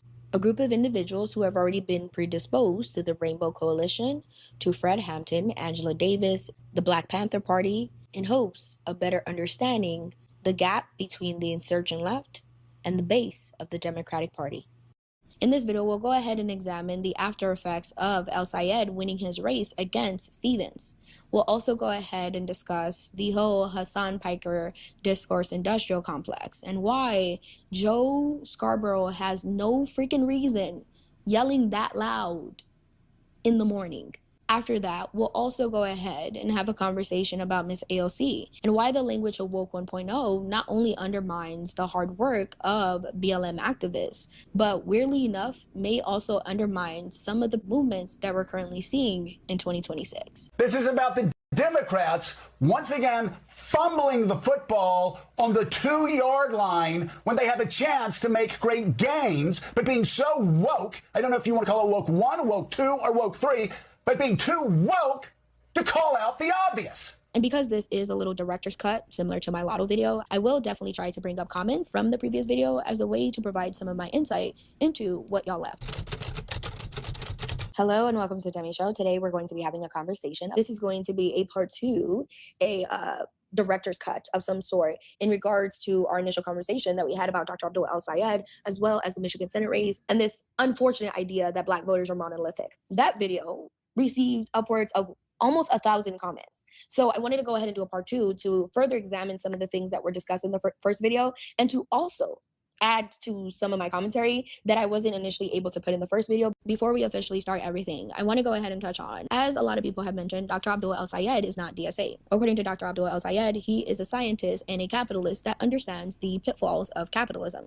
I say that to say that I'm very much aware of the fact that Dr. Abdul El-Sayed is not a DSA candidate, but the DSA is not exempt from the critiques that I had in that video. Like, even though I am supportive of the insurgent left, the DSA has gotten multiple critiques of being a very white organization and having issues when it comes to Black voters. So yes, Dr. Abdul El-Sayed may not be DSA, but my critiques in the video definitely apply to the DSA. A lot of my analysis in that video was created prior to Dr. Abdul El-Sayed eking out a win against Miss Haley Stevens. One of the things that I mentioned in the previous video is that I thought the race was going to be extremely close. And the main reason why I believed that the race was going to be close was because of what we were discussing in the original video. Even though Dr. Abdul El-Sayed was able to win his primary against Haley Stevens, according to reports and according to some of the data that we've seen sprinkling out of the Michigan Senate primary race, Dr. Abdul El-Sayed lost the Black vote to Haley Stevens. A lot of the polls that we saw showed that Stevens had upwards of a 33-point advantage when it came to Black voters specifically.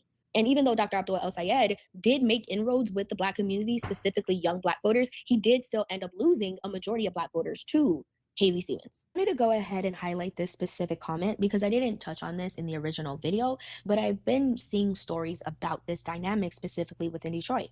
This commenter points out, I'm a Black man from West Michigan and I voted for Abdul. Most Black voters in West Michigan did as well, but it's a different dynamic in Wayne County. There's a significant divide between some Arab and Black communities there, and both historical and current racial tensions still exist.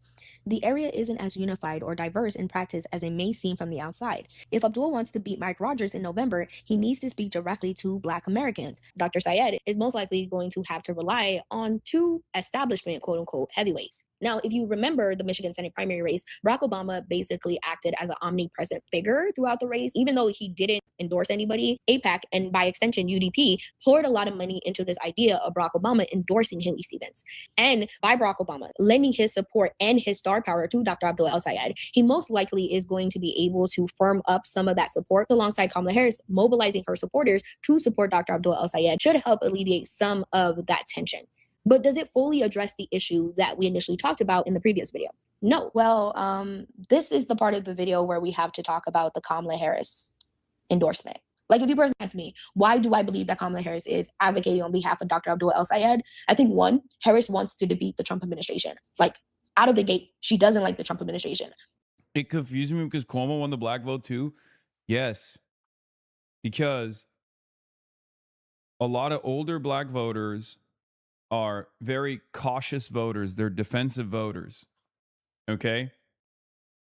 And they're also very invested in the establishment side of the Democratic Party's politics because there are a lot of trusted figures with seniority within the Democratic Party that they lean into, you know, Black figures within the Democratic Party who will come to the neighborhoods, who will go to the communities, who are from these communities, and will tell everybody, you have to vote for this person. This is the best person. This person understands us.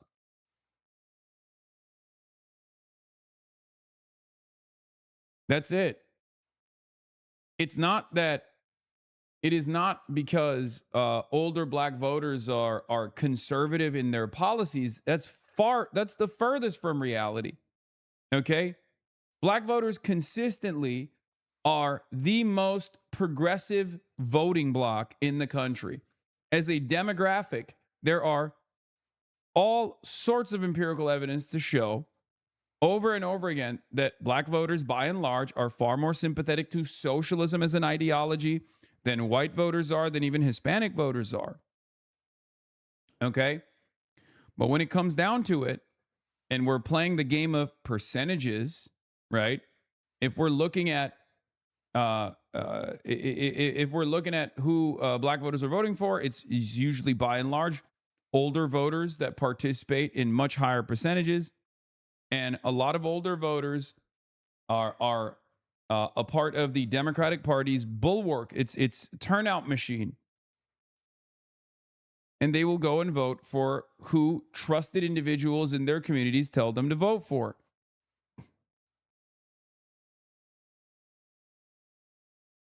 And the machine for the Democratic Party only boosts turnout in one direction, which is the establishment.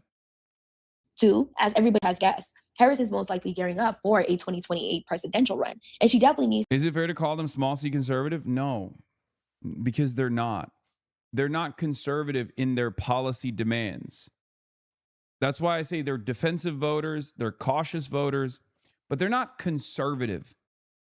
Even the most socially conservative black man or woman, older, like the older voting bloc is still far more progressive in their policy demands and in their appetite for progressive policy than the same demographic that is white, the same socio-political standing, but white. Okay?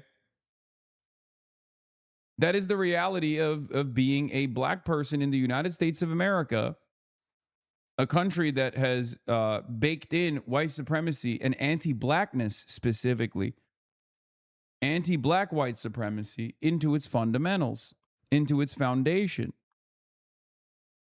to have an answer on the question of Palestine, but she doesn't.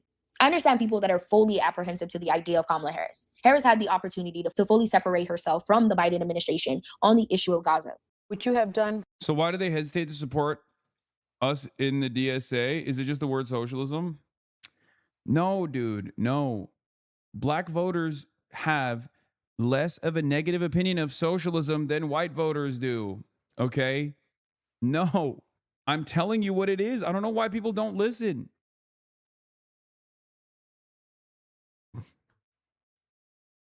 Most Americans do not vote on policy, okay?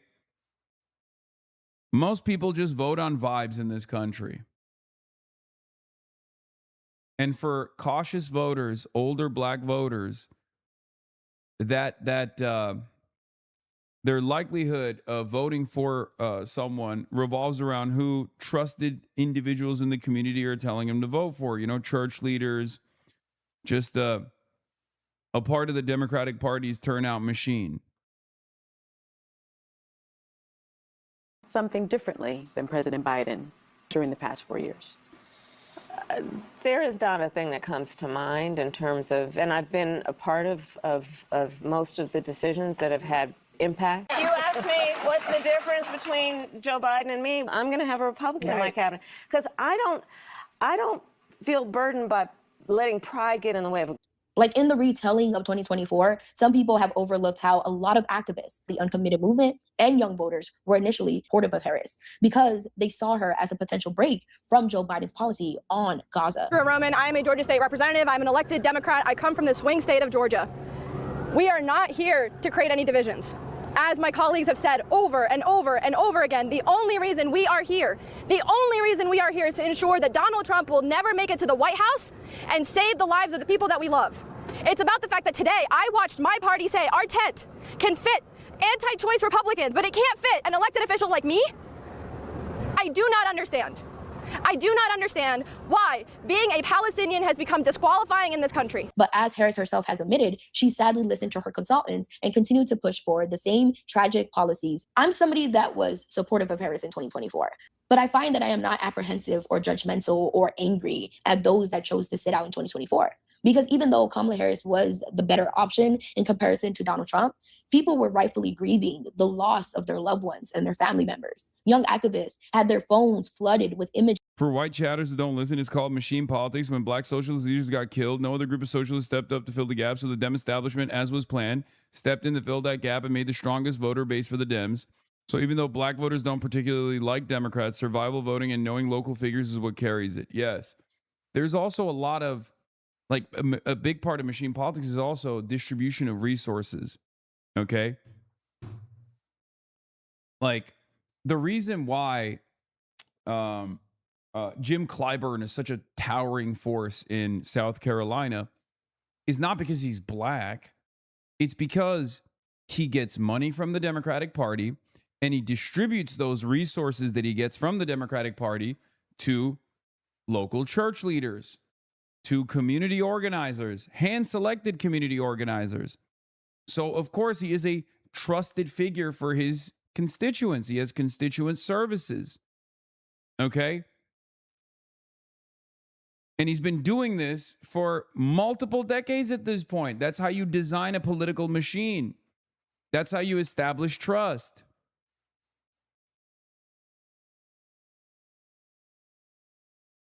So when, HBCUs, this is how you create a funding vehicle for black leadership that comes after you as well.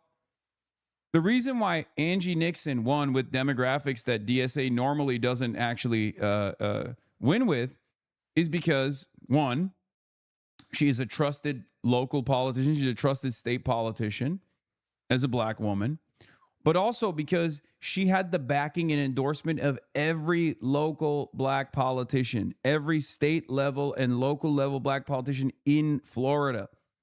Okay? That's it. She has the connection to the community, and she had the endorsement of every single pivotal black politician from localities up to the state. That's it.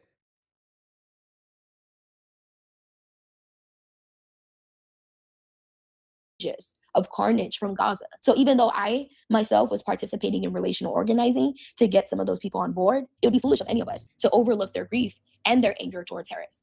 I laid this all out to say that Harris herself definitely benefits from aligning herself with progressives and leftists. It helps soften her image for 2028 when she obviously runs, in the words of Gavin Newsom, as a lifelong insurgent. That means that Harris needs to go ahead and start positioning herself as somebody that is antithetical to the Democratic establishment. I've seen some people argue that this is more beneficial to Harris, and I've seen other people argue that this is more beneficial to Syed. In reality, this is mutually beneficial. Harris wants to win, and it feels as though that she's willing to move with whatever the political wins are in hopes of winning in 2028. If you personally ask me, Harris needs to do way more than just a few appearances here and there and a few answers here and there to actually build back momentum for a 2028 run. And I honestly think there is a way for Harris to actually be able to mend her relationship with the pro-Palestinian left. But that would mean that Harris would have to grow a very strong backbone. And I don't think that's something that she's willing to do at this moment. America deserved 9/11, dude. It. I'm saying it. After Dr. Abdul El-Sayed won his primary race, Dr. Abdul El-Sayed has sadly been inundated with one specific question. Do you disavow Hasan Piker? This question now has taken the place of the does Israel have the right to exist question that initially plagued his primary campaign. When asked about Hasan Piker's comments on 9/11, Senator Bernie Sanders called it a dumb statement. Do you agree? Do you disavow those comments that America deserved 9/11? Of course it was a dumb statement. And of course, I think Hasan himself would say that was a dumb statement. He disavowed it. So yes, America didn't deserve 9/11. But, you know, to sit here and play gotcha politics with a dumb thing somebody said out of context that they disavowed themselves to say, oh, well, what does that mean about what you think? I want to be held accountable for what I say and what I do. A lot of this stems from the fact that Hasan Piker has been a vocal critic of the country of Israel and its genocidal actions in Palestine.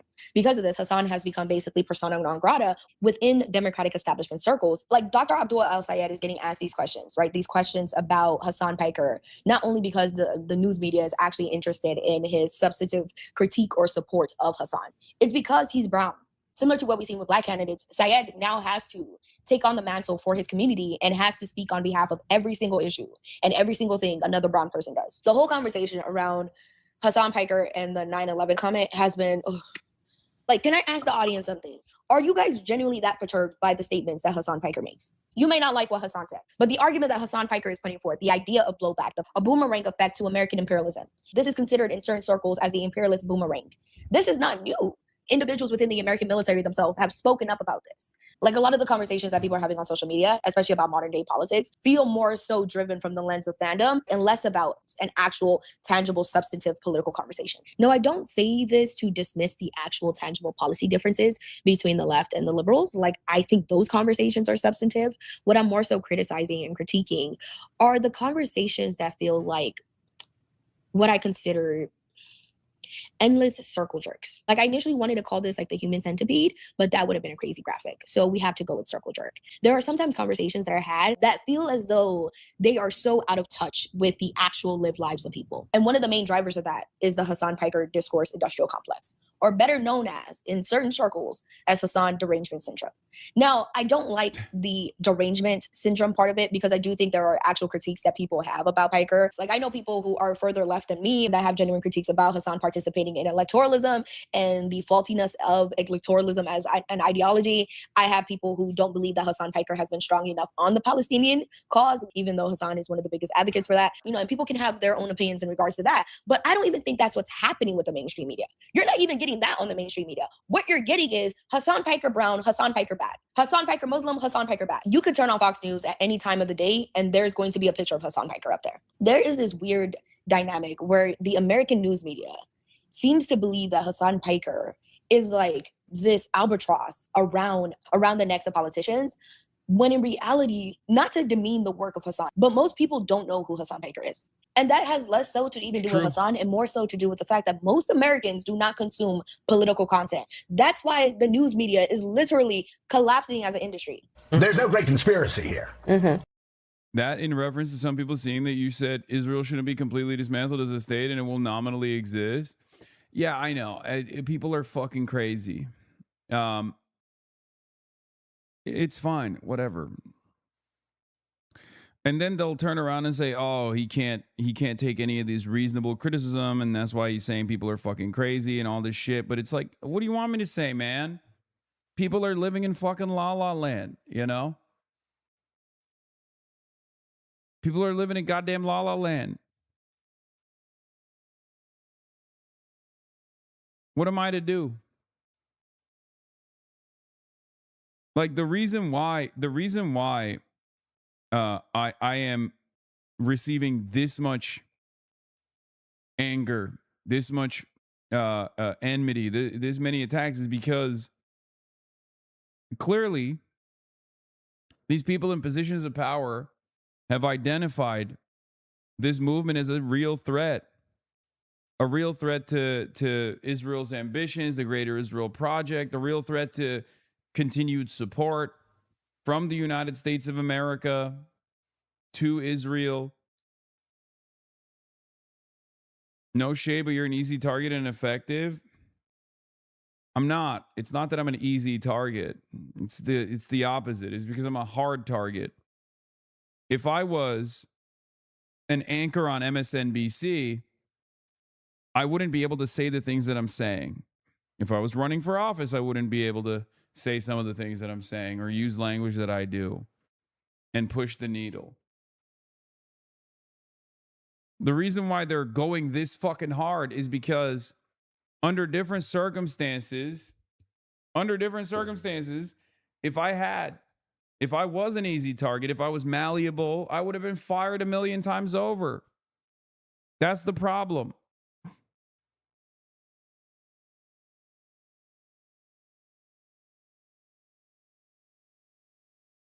My future father-in-law called my girlfriend and said to unfollow you because 50% of employers will see that and reject her, and that you were singing an awful song on stage that is clearly a banger. Yeah, it's whatever. You can't entertain legitimate criticism when the premise of framing is disingenuous. The whole conversation gets nullified by it. Yes.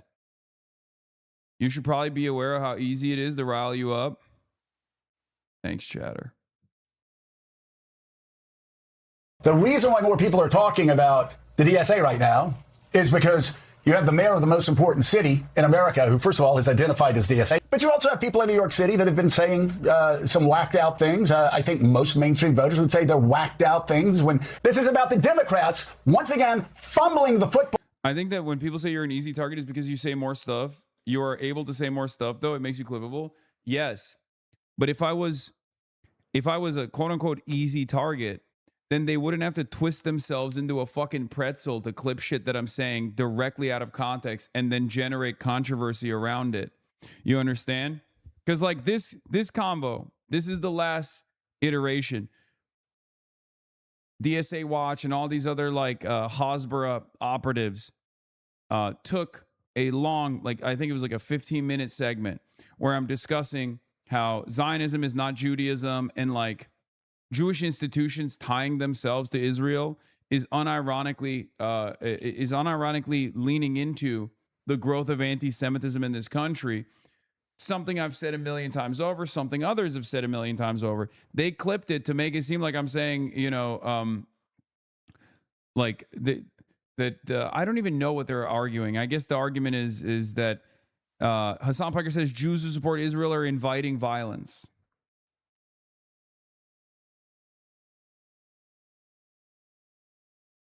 On the 2-yard line when they have a chance to make great gains, but being so woke, I don't know if you want to call it woke 1, woke 2, or woke 3, but being too woke to call out the obvious.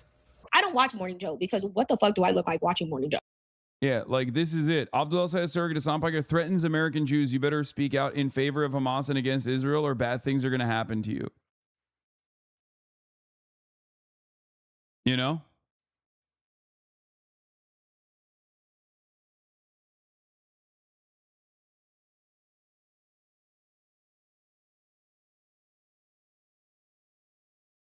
Like there's nothing anyone can do in these circumstances. You understand that, right? Like I'm clear in my communication.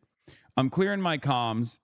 The clips that they're clipping don't even imply what they're claiming it implies, right? But it doesn't even fucking matter. It doesn't even matter. That's all over Facebook, by the way. Just saw it. Yes, because guys, at some point you have to understand it, okay? These are very powerful forces, okay? Israel didn't get tens of billions of dollars, $300 billion over the course of 80 years by just simply sitting around. They've designed a very sophisticated influence peddling operation in the United States of America. And now they're deploying it in the direction of one guy that you happen to fucking watch, a prominent critic of Israel, okay? I've never underestimated the Hasbara machine. Yeah. Watch, Hasan Piker warns American Jews of consequences for supporting Israel. It's fucking bullshit. It's bullshit, but it doesn't matter.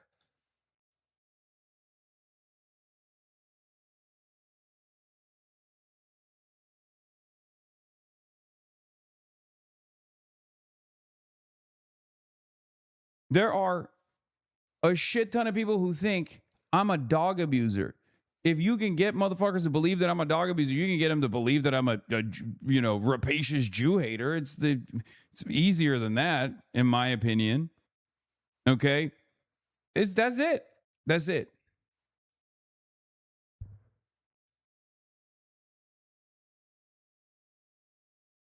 Obviously, the antidote to this is to just say the truth, okay?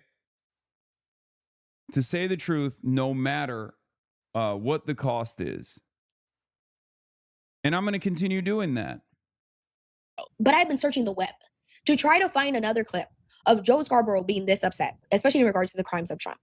And I have had some issues finding clips similar to this. And I have not seen Joe Scarborough lose his shit at any point similar to this. And that's my problem. There are way too many things happening currently in the world for us to be hyperfixated on Hasan Piker. Even if you have critiques of Hasan, is that really the main priority right now? Literally, people in America cannot eat lettuce. Everybody calls Americans big backs, and people can't eat salads. In my personal opinion, the reason why we're having conversations about Hasan Piker 24/7 instead of covering anything else is because there's a specific subsect of people within the American media that want to run cover on behalf of Israel. And they believe that by kneecapping one of the most prominent advocates for Palestine and also an advocate on behalf of the insurgent left, they are doing everything within their power to try to diminish any type of impact Hasan has. One of the things that 100%. I'm so glad some people are seeing it. That's it. I've been saying this nonstop. That's exactly what it is. Okay? That's exactly what this is. And it blows my mind that more people don't recognize this, especially figures in the media that are like adjacent or sympathetic to this plight, sympathetic to these causes. Like when I see this shit, maybe it's because I've been a prominent left media figure in the independent circles for the past decade almost. And therefore I have been, in the words of our friend of the show, a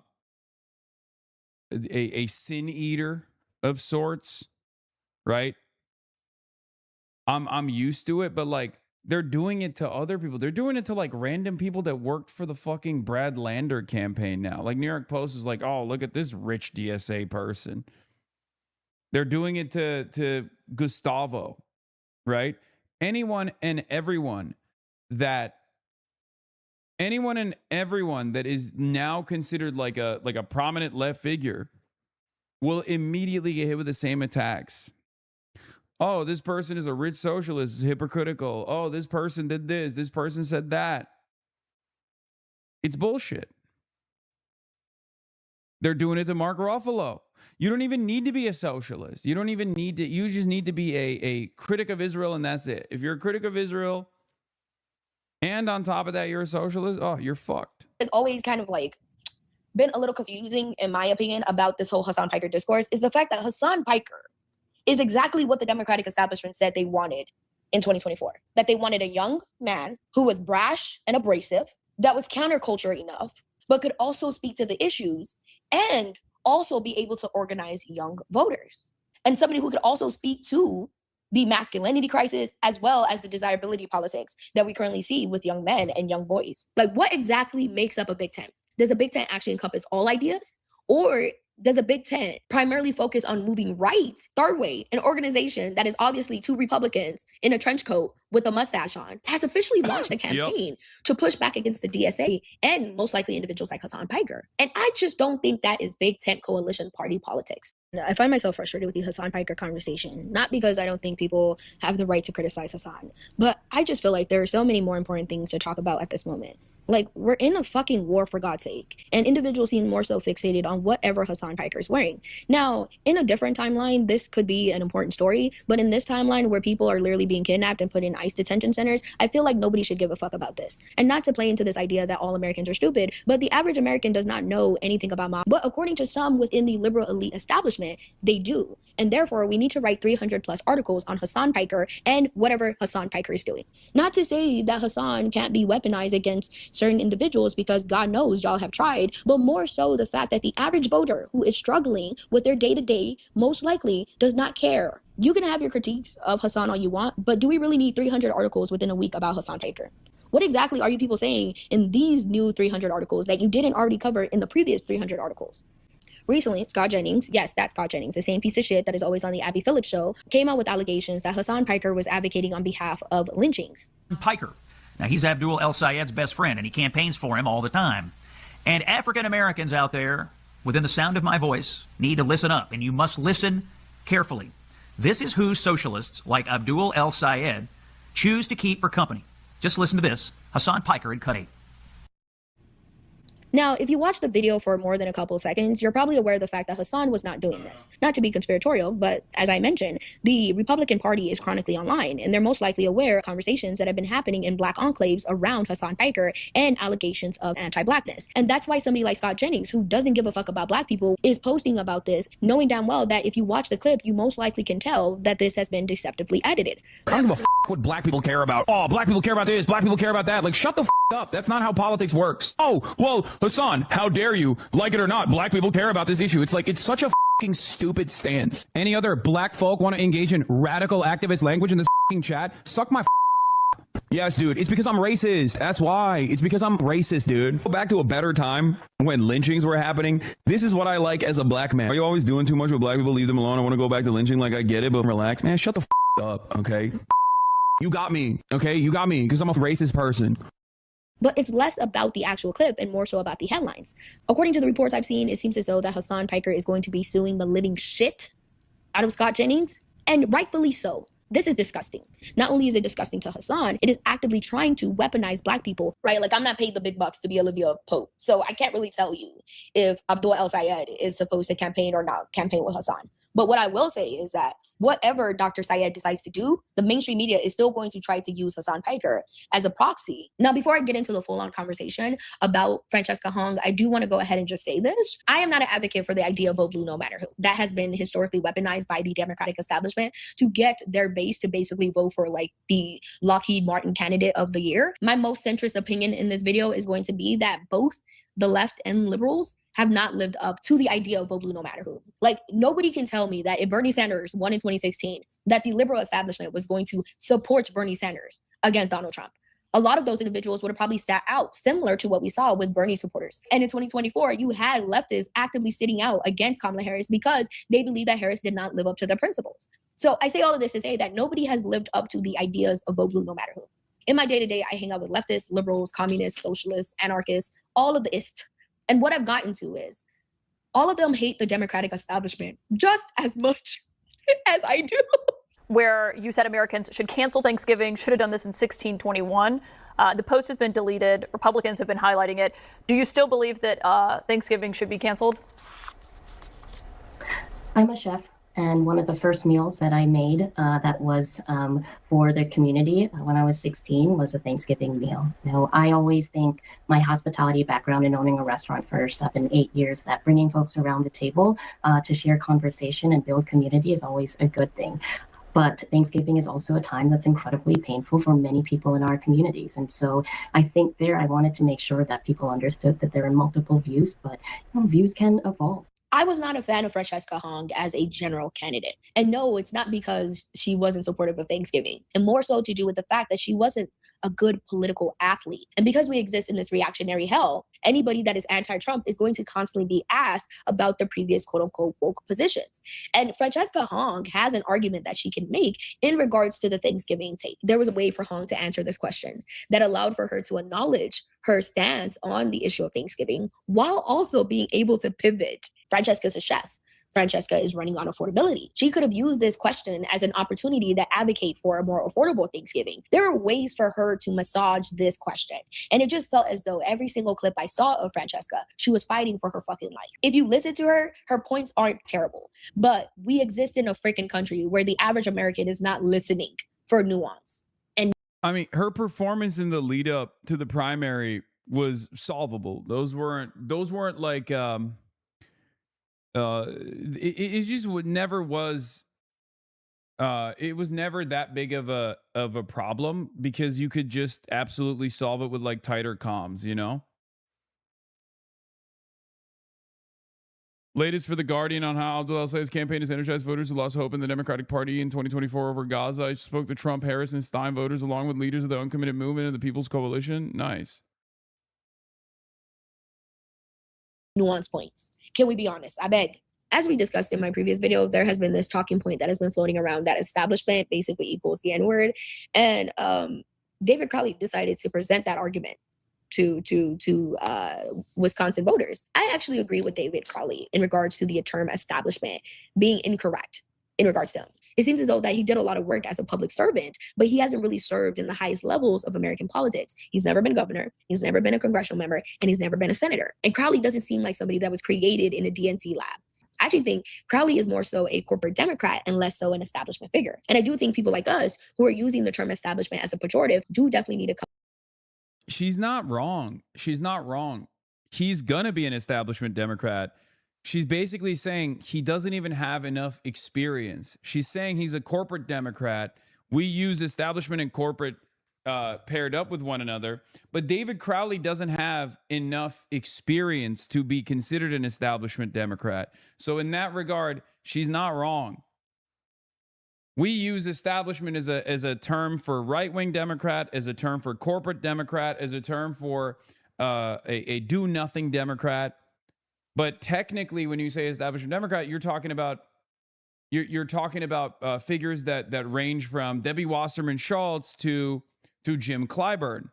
And David Crowley is not established enough to be an establishment Democrat. He is not a figure that comes from entrenched power. I guess the only thing you could say is if he is sympathetic to the goals of the establishment, then you can call them an establishment Democrat. So you're admitting we use it pejoratively? Yes. Yes, I am admitting that. What are you talking about? It's a pejorative only for us. Being established is not a negative thing for people in positions of power. It's reflective of how the party is unpopular. The fact that establishment Democrat can be considered a pejorative is a direct, it is proof. It's further evidence that the Democratic Party is fucking up.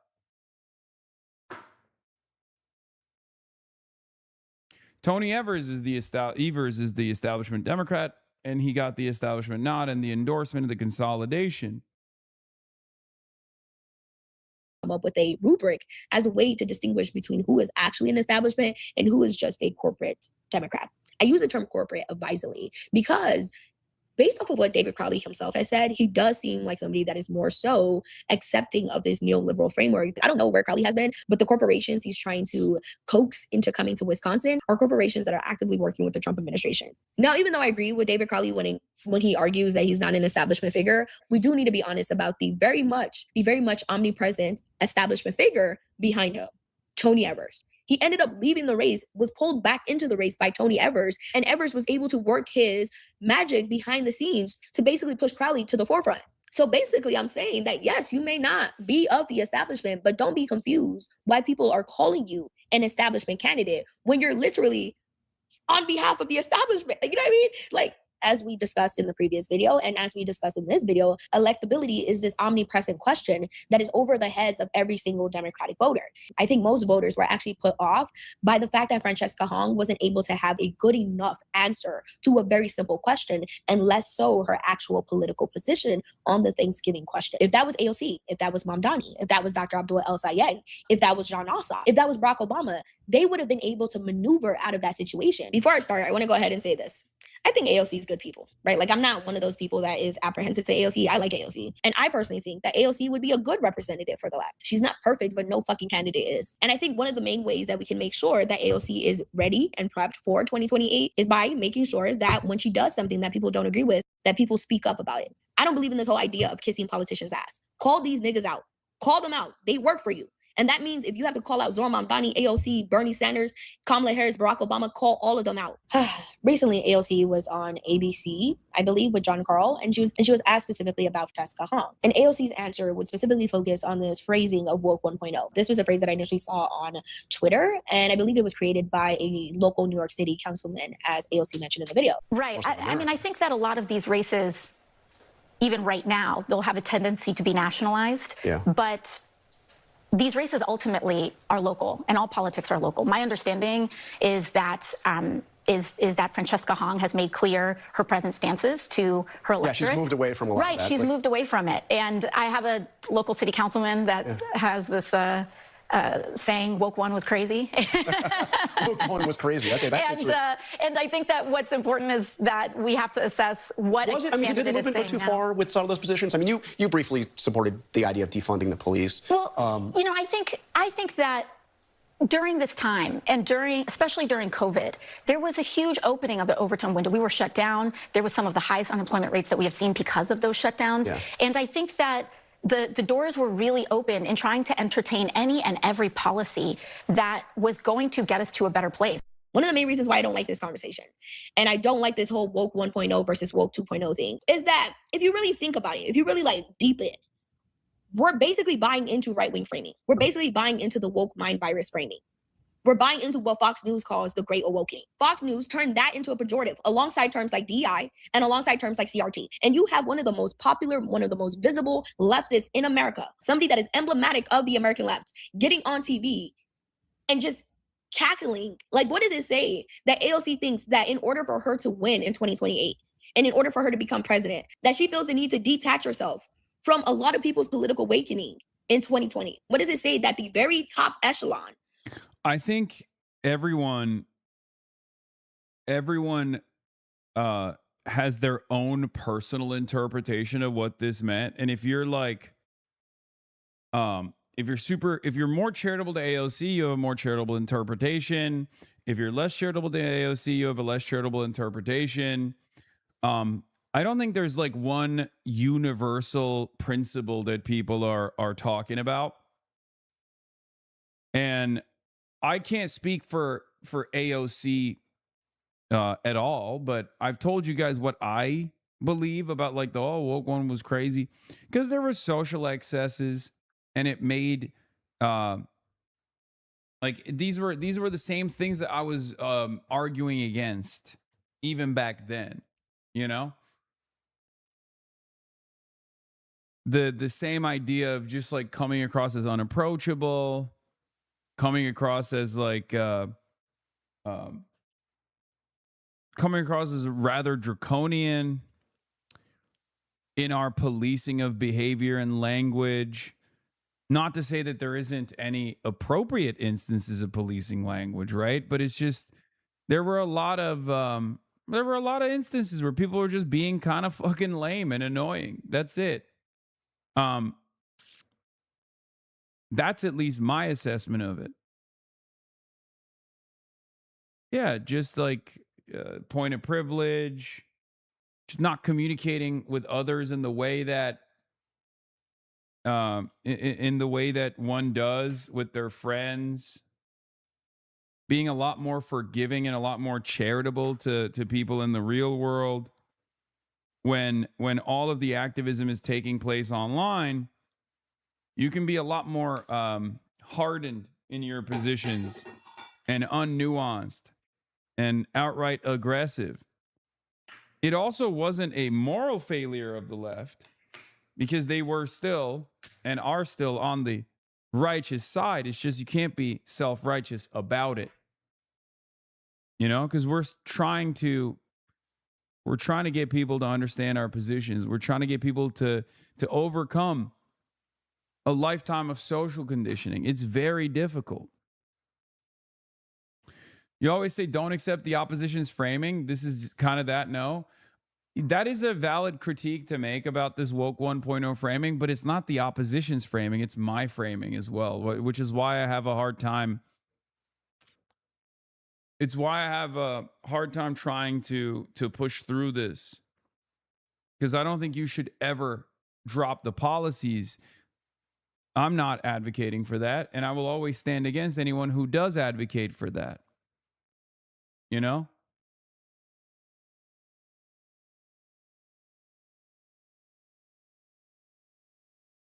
For me, it's not accepting oppositional framing, because like, think about it this way. I never did that for anti-DEI initiatives. I never did that for defund the police. And I've never demanded people do that for any of those things. Right? Because I understand what the purpose of that is. My argument always is just we have to be more appealing.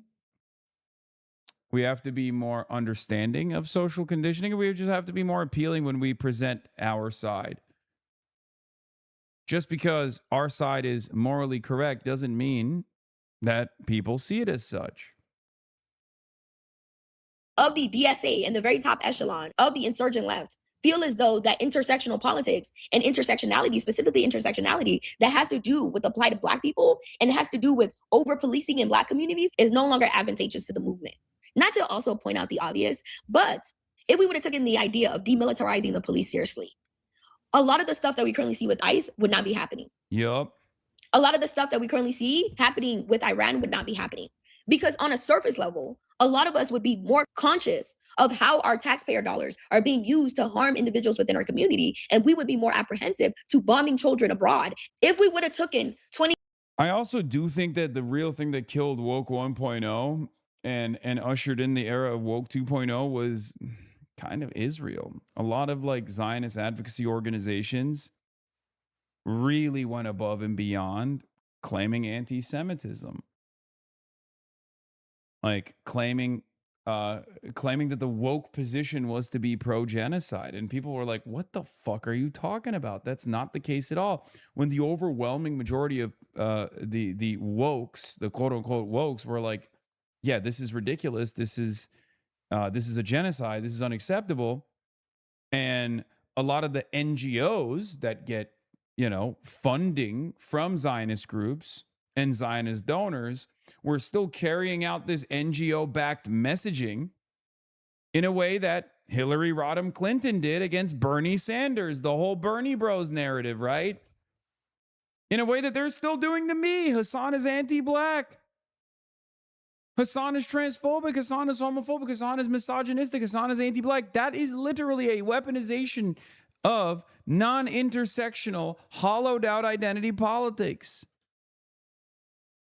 Yeah, woke is when you acknowledge facts like the existence of Puerto Rico and Guam. It's similar to how the pro-Israel diehards have started treating basic descriptions like occupation and settler as anti-Israel dog whistles.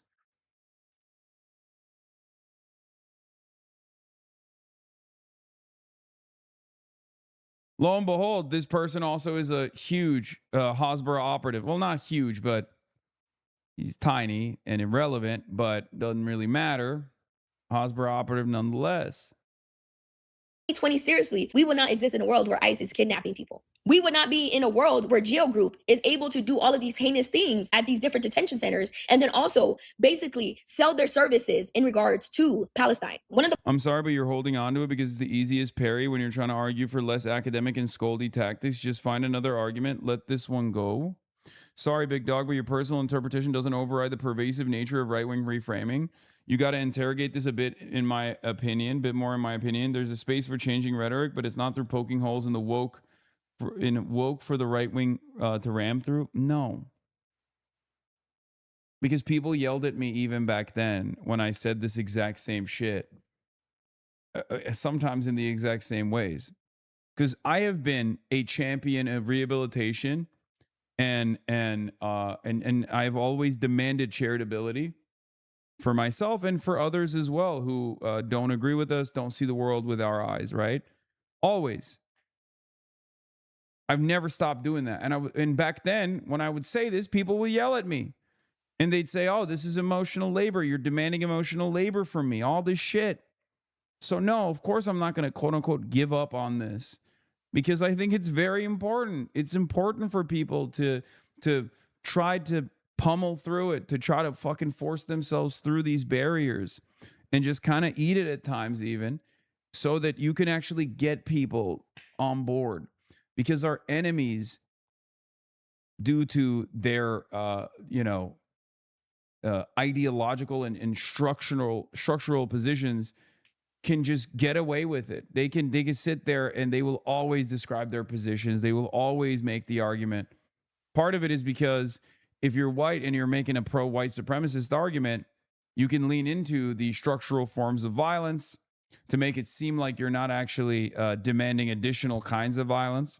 And then the other way that you can get away with it is because when you're white, you're not being dehumanized, as opposed to white supremacy and how it dehumanized black people. So of course there's the emotional labor argument doesn't work in the same way if you're a white kid making an advocacy for white supremacy. Having said that, we still have to do it. We still have to push through. Books I would recommend reading, especially if you're somebody like me that cares a lot about the intersectional analysis between black. Just read the Sean tweet and keep it moving. Yeah, no, this is the best example of it. Yes, there's already a word for this. It's called liberalism. The term woke being assigned to a catch-all term for liberalism removed the original meaning, was the express goal for the right, and you morons fell for a hook, line, and sinker. But like, I agree with this. It's non-intersectional, hollowed out identity politics being weaponized oftentimes towards people's left flank. Republicans do it to their Democrat counterparts. Democratic Party counterparts are to the left flank of the Republican Party broadly, and they will weaponize it in the same way. Like the example I always use is Gavin Newsom. Okay.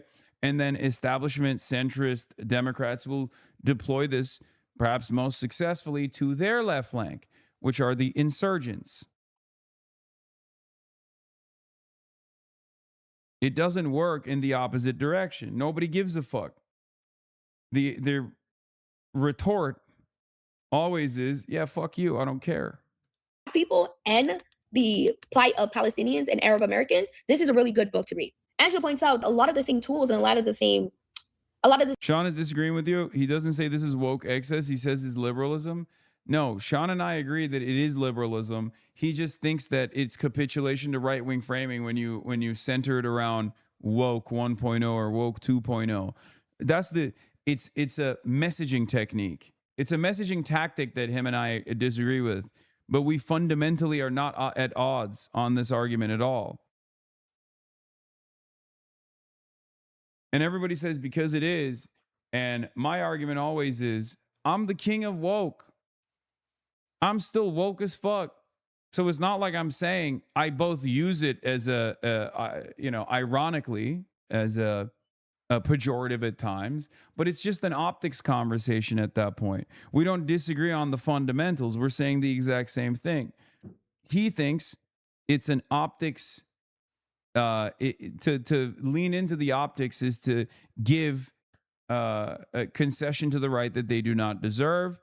I think that language evolves over time, no matter what we say and do, and that I both at times will say I'm woke, obviously, and also will use it as a pejorative too. same tools and a lot of the same companies and a lot of the same But organizations. I've never conceded on. I've never made concessions. I have never ever made concessions on the policy side, on my advocacy. Saw being And I never weaponized against will. individuals in Ferguson are some of the same exact companies and some of the same exact tech that was weaponized against Palestinians. I say this to say that this idea, this belief that woke 1.0 is a phase and woke 2.0 is a different phase is incorrect. Not to get on my horse, but all of our struggles are interconnected because they're all coming from the same exact same companies, organizations, and systems. Which boundaries does Israel recognize? They understand that there are 4 sets that are talked about. Which boundaries do they recognize? After 4 months of negotiation, Resolution 242 was voted for by Israel, but has never been sanctioned by the PLO. And for the contents of 242... Why would you wait for someone you don't recognize to sanction anything? What'd you say? That was kind of clear, Bill. Why would you wait for someone you don't recognize to sanction anything? The UN, that is respected for its 48 petition boundaries, is disrespected in its appeal to honor the boundary. Like, we could talk about how at some point everybody started sounding like a PhD academic in normal conversation. We could talk about the Wakandification of the Democratic Party and everybody dressing in kente cloth. We could talk about the performativeness of KFC having a BLM chicken fist, of seeing white affluent liberals using terms like Latinx and posting black squares. Ain't no fucking way. I don't even remember this. What the fuck? No, this isn't real, right? There's no way. There's no way. I mean, dude, I've talked about this extensively. Corporate nullification and co-optation of real, legitimate issues of social justice. Wokeness, in the way that it was designed in quote-unquote woke 1.0, is quite literally the most like fake manufactured version of actual demands for social justice. But also, that's not the reason why people have criticisms against it. By and large, America is a very reactionary country. I don't believe this is real. Reuters says it's not real. Fact check, KFC did not tweet drumstick image. Okay, thank God. Okay. We can talk about all those things. Like, if the argument was that we're going to change the way that we talk about these specific issues, but we're still going to try to find ways to implement these policies, then I could be on board. Then maybe I could be on board. However, something tells me in the back of my mind. Wait. While the picture was once used by a regional KFC account, the tweet shown in the screenshot is not authentic. The image was shared by the Instagram account of KFC Trinidad and Tobago in 2020 to mark Emancipation Day. Ain't no way. Ain't no fucking way. Ain't no way. So it is a real tweet. Oh my God. Oh my God.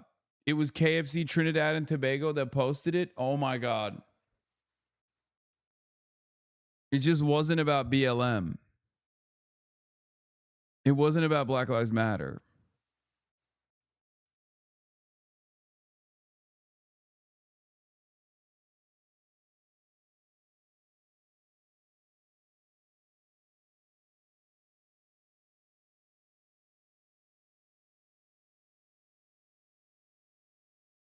Let's talk about KFC's Black Power drumstick. Why is it bad optics? Because the association of black people and fried chicken is a pernicious racial stereotype. This is from sentientmedia.org. Oh my Lord. Oh my Lord. Lordy, Lordy. KFC Trinidad deleted this ad to acknowledge Trinidad and Tobago's August 1st Emancipation Day from its social media after some well-deserved backlash. Another reason to diversify your marketing teams and organizations. It's okay to laugh, to express your shock and anger.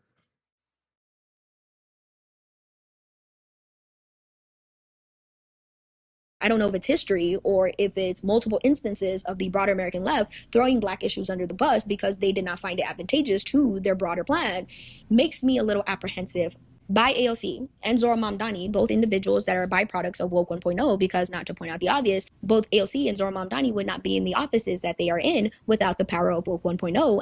As I pointed out in my previous video, I honestly think Olufemi Atawo's framework on how to talk about this is probably the best by focusing on the elite capture of these movements and talking about how powerful institutions and how powerful elites use this verbiage as a way to keep themselves in power and to keep those that they preferred in power. That allows us to actually focus on those that benefited most from the elite aspects of these conversations, instead of just missing the language and the verbiage of the BLM movement and the CRT movement. That would allow us to hold the Nancy Pelosi's of the world accountable for their cosplay, while also utilizing intersectionality as a way to build a broad-based coalition, as the term was initially created to mean. If the insurgency is currently buying into this idea of right-wing framing around issues like BLM and defunding the police, what's to stop them from basically doing the same shit in 2030 when it comes to the pro-Palestinian movement and when it comes to the idea of abolishing ICE? Not to be conspiratorial, but if a group of people have already shown me that they have no backbone in regards to issues that they initially fought on behalf of, what is about?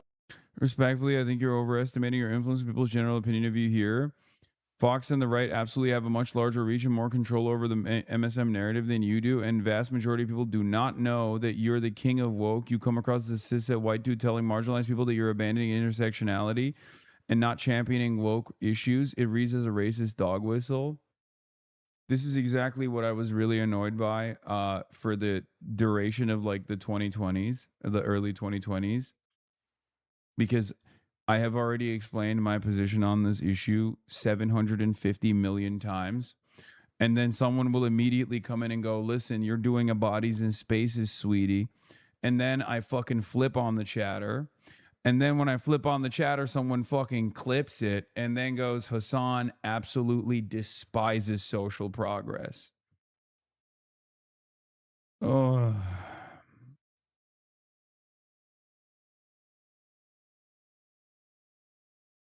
It's so funny too, because it's like, on the one hand, the first hour of the show is literally the entire media apparatus calling me a Muslim terrorist that wants to do Islamic Sharia, and everybody understands how racist that is. And then the second half of the broadcast, when I say, hey, listen, like, I think we should be more palatable, more appealing with our demands with our advocacy, with our demands for social justice. And then the second half of the broadcast is people calling me a cishet white man who's out of touch and out of step with the demands of people of color, BIPOC.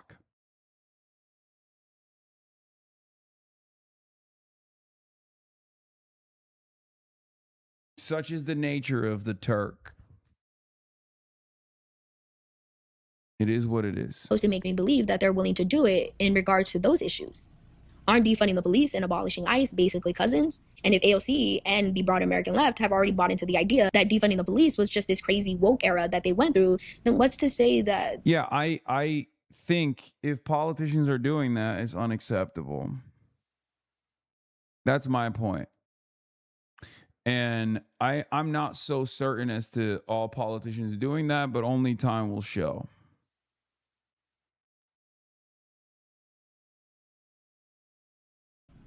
abolishing ICE is not just another crazy woke era that they're going through. What's to stop Republicans With all and due respect, Hassan, most black people do not believe that a request for change can be made more palatable, which is part of the problem. I understand that. I'm a messenger.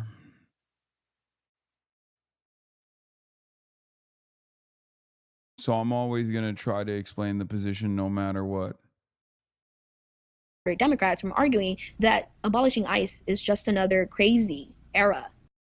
After making that video, I've seen a lot of videos and conversations around what exactly is the disconnect between black voters and the broader DSA. This leads us into our section about the black voter paradox. As mentioned in my previous video, black voters are the most supportive of the DSA, but black voters don't seem to be that supportive of DSA candidates or DSA aligned candidates. So why is that? And is there potentially something we can do to try to close this gap? Now, before I provide what I think is a great answer, if you personally ask me, to this question, I do want to go ahead and just point out the obvious. I am one singular voter, which means I am one individual that is a part of a larger community. I emphasize this because as I mentioned throughout this video, voters are not monolithic, no matter what group they're from. So it is beneficial for politicians as well as organizations similar to the DSA to actively engage with each individual voter instead of just taking my analysis as a catch-all for all of the nuances and the complexities of the black community. One of the main things that I want to bring back up that I touched on in my previous video is the generational divide between older black voters and younger black voters. Similar to what we've seen with other groups, there's a huge generational divide within the black community when it comes to this idea of socialism. As we've seen with the broader populace, black voters under the age of 45 are more understanding and accepting of socialism, and the DSA. Perfect example of DSA leadership ignoring its blind spots. From what I heard, they've little to no communication with Angie after a primary win. This is by far her biggest electoral victory a DSA member has ever had, and she did it by making a completely inverse coalition to the normal DSA ones. They should be begging her to accept their help. Well, I think you guys are reading quote unquote the tea leaves in that assessment a little too much. You're reading a little too hard into it. You don't know what the campaign wants. And I'm telling you this as someone who's obviously had a little bit more experience with campaigns. You don't know. All I'm saying is we don't know. We don't know. Angie might not want it. You know what I mean? I'm not saying that that's the case. I don't have additional information here, right? But it's a statewide race. She's probably engaging in this balancing act right now, and I think we're making assertions about what the DSA is doing and isn't doing, and I don't think you know what's going on behind the scenes at all, and I don't either. I don't either. My argument is yes, DSA, regardless of endorsement or not, should be door knocking for Angie, even if she opposes the endorsement.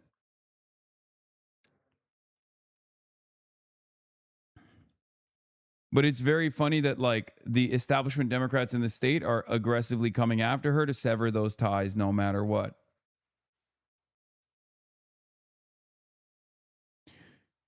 I'm telling you how you come across the marginalized people. I'm not telling you how I feel about it. I am aware of your position on things. I'm just giving you feedback on how your message comes across to people outside this community. I know. I understand that.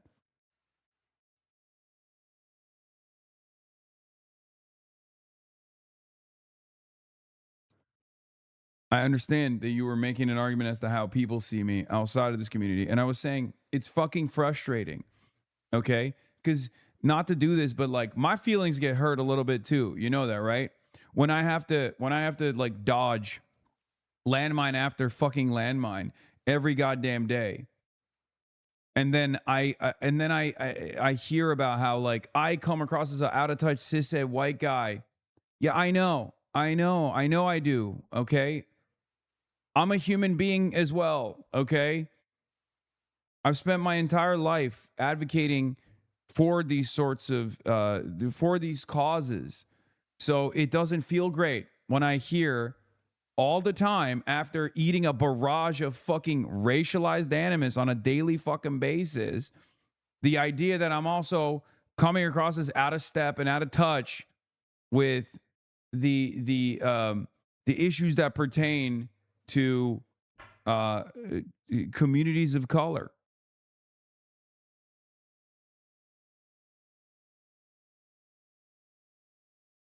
That was my point.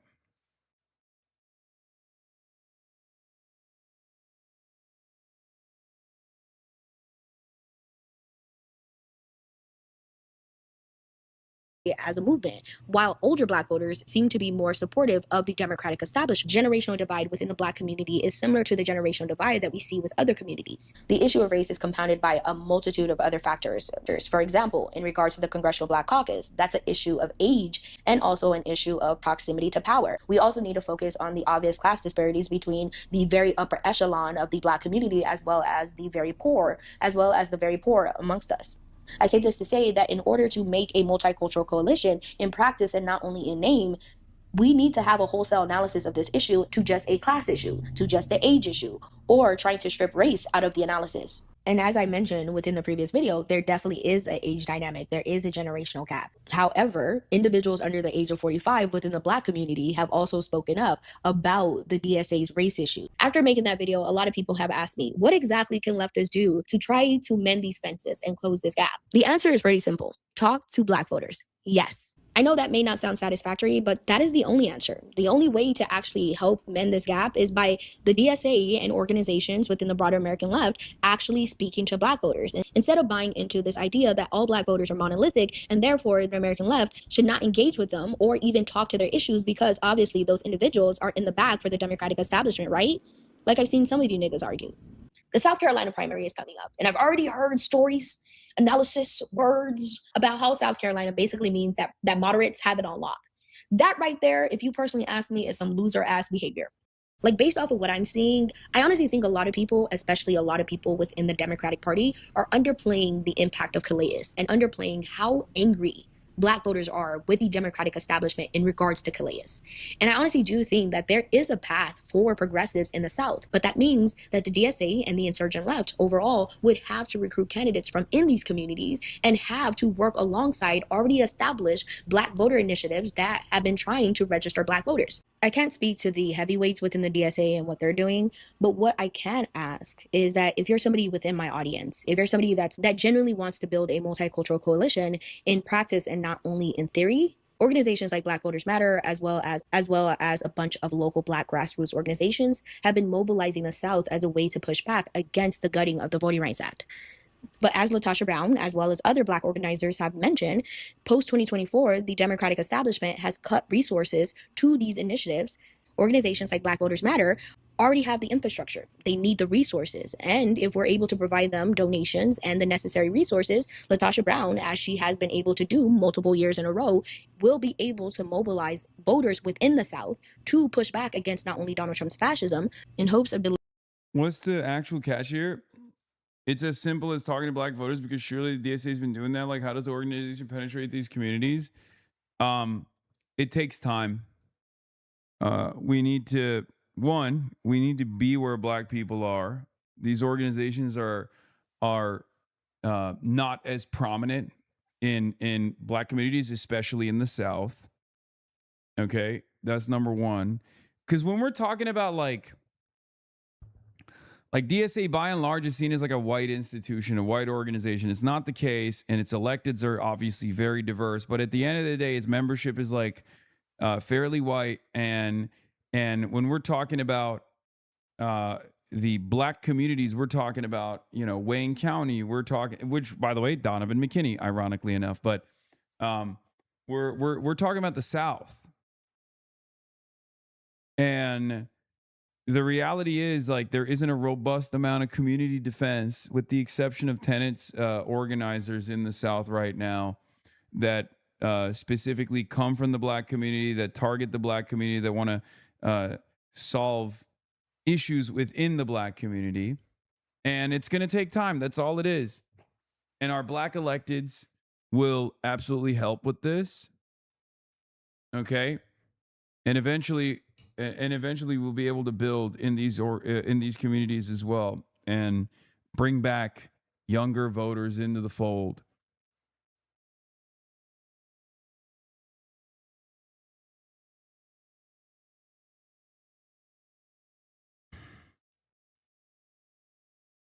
Delivering policies that actually center working class people.